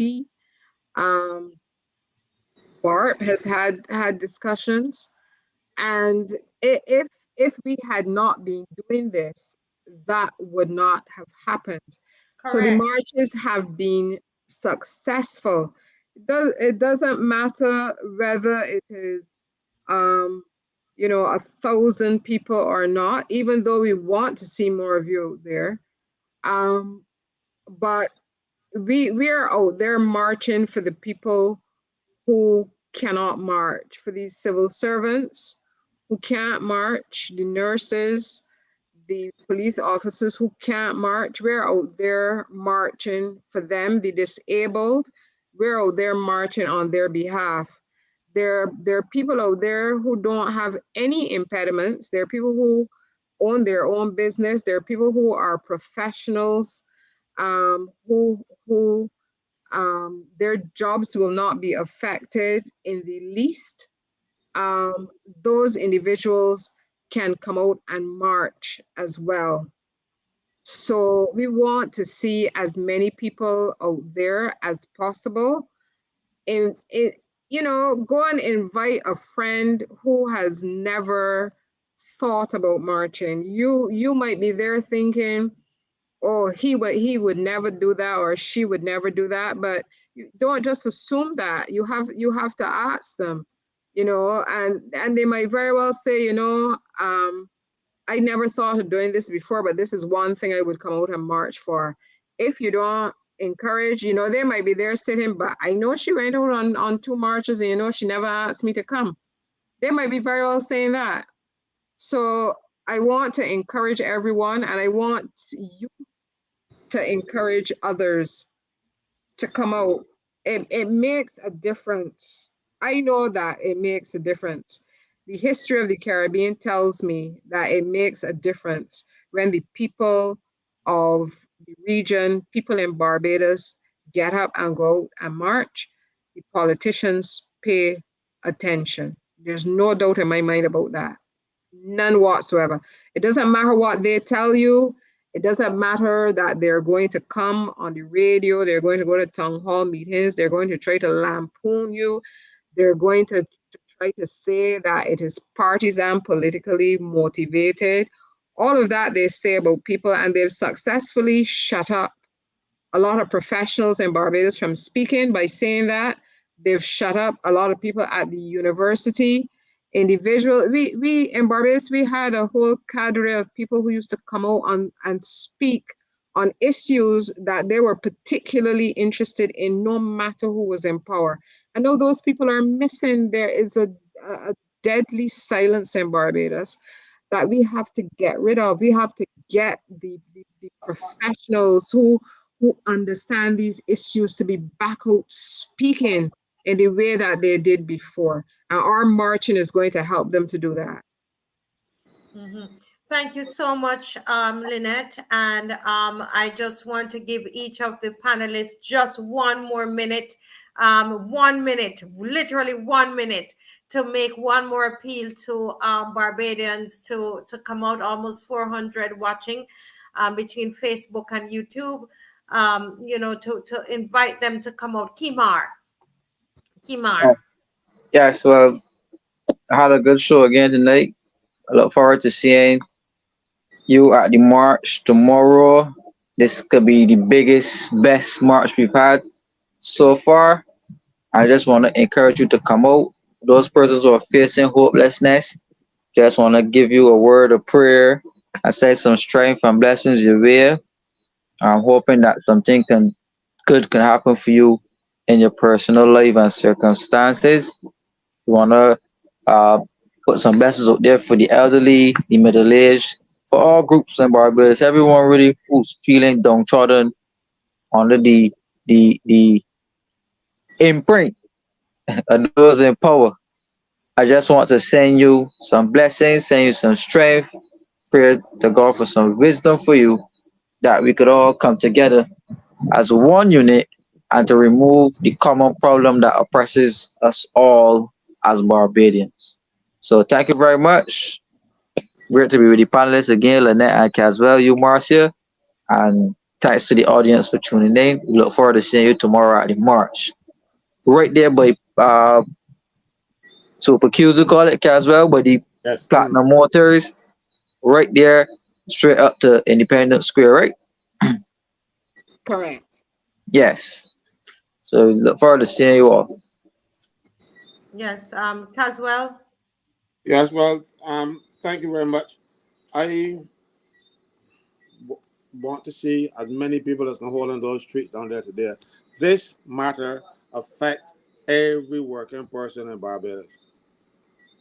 And if you do not come out and let the government see that you mean business, they will continue to abuse you. I don't think you like being abused. And this is really government abuse. Lynette asked a question, who is going to be doing the investing on behalf of a government, that 40 million US every year? If the legislation stays as it is, that person is the prime minister, solely the prime minister. All right? If you want the prime minister to be able to stick your hand in the cookie jar and take out 40 million every year and don't let me know where it's going, don't come. But if you want to make sure that you know what's happening to your money, be down there with us tomorrow in your numbers. Thank you very much for watching us tonight. And Marcia, thank you for having me in the show again. You're most welcome, Caswell. And You know, I want to just again appeal to that person, 236-7000. 236-7000. We've seen so many persons who have lost hope over these couple of months, and since the COVID and just what we are all going through. We can do this together, and we are, as I said, we're not a talk shop. We are about action. And I'm appealing to you, please reach out to me, 236-7000. If you can't come to the march, the person says they are not able to come, um, please take the number and call. We can help you. We don't know you. We don't know who you are. You have to reach out to us. Reach out to someone who can help you. Okay.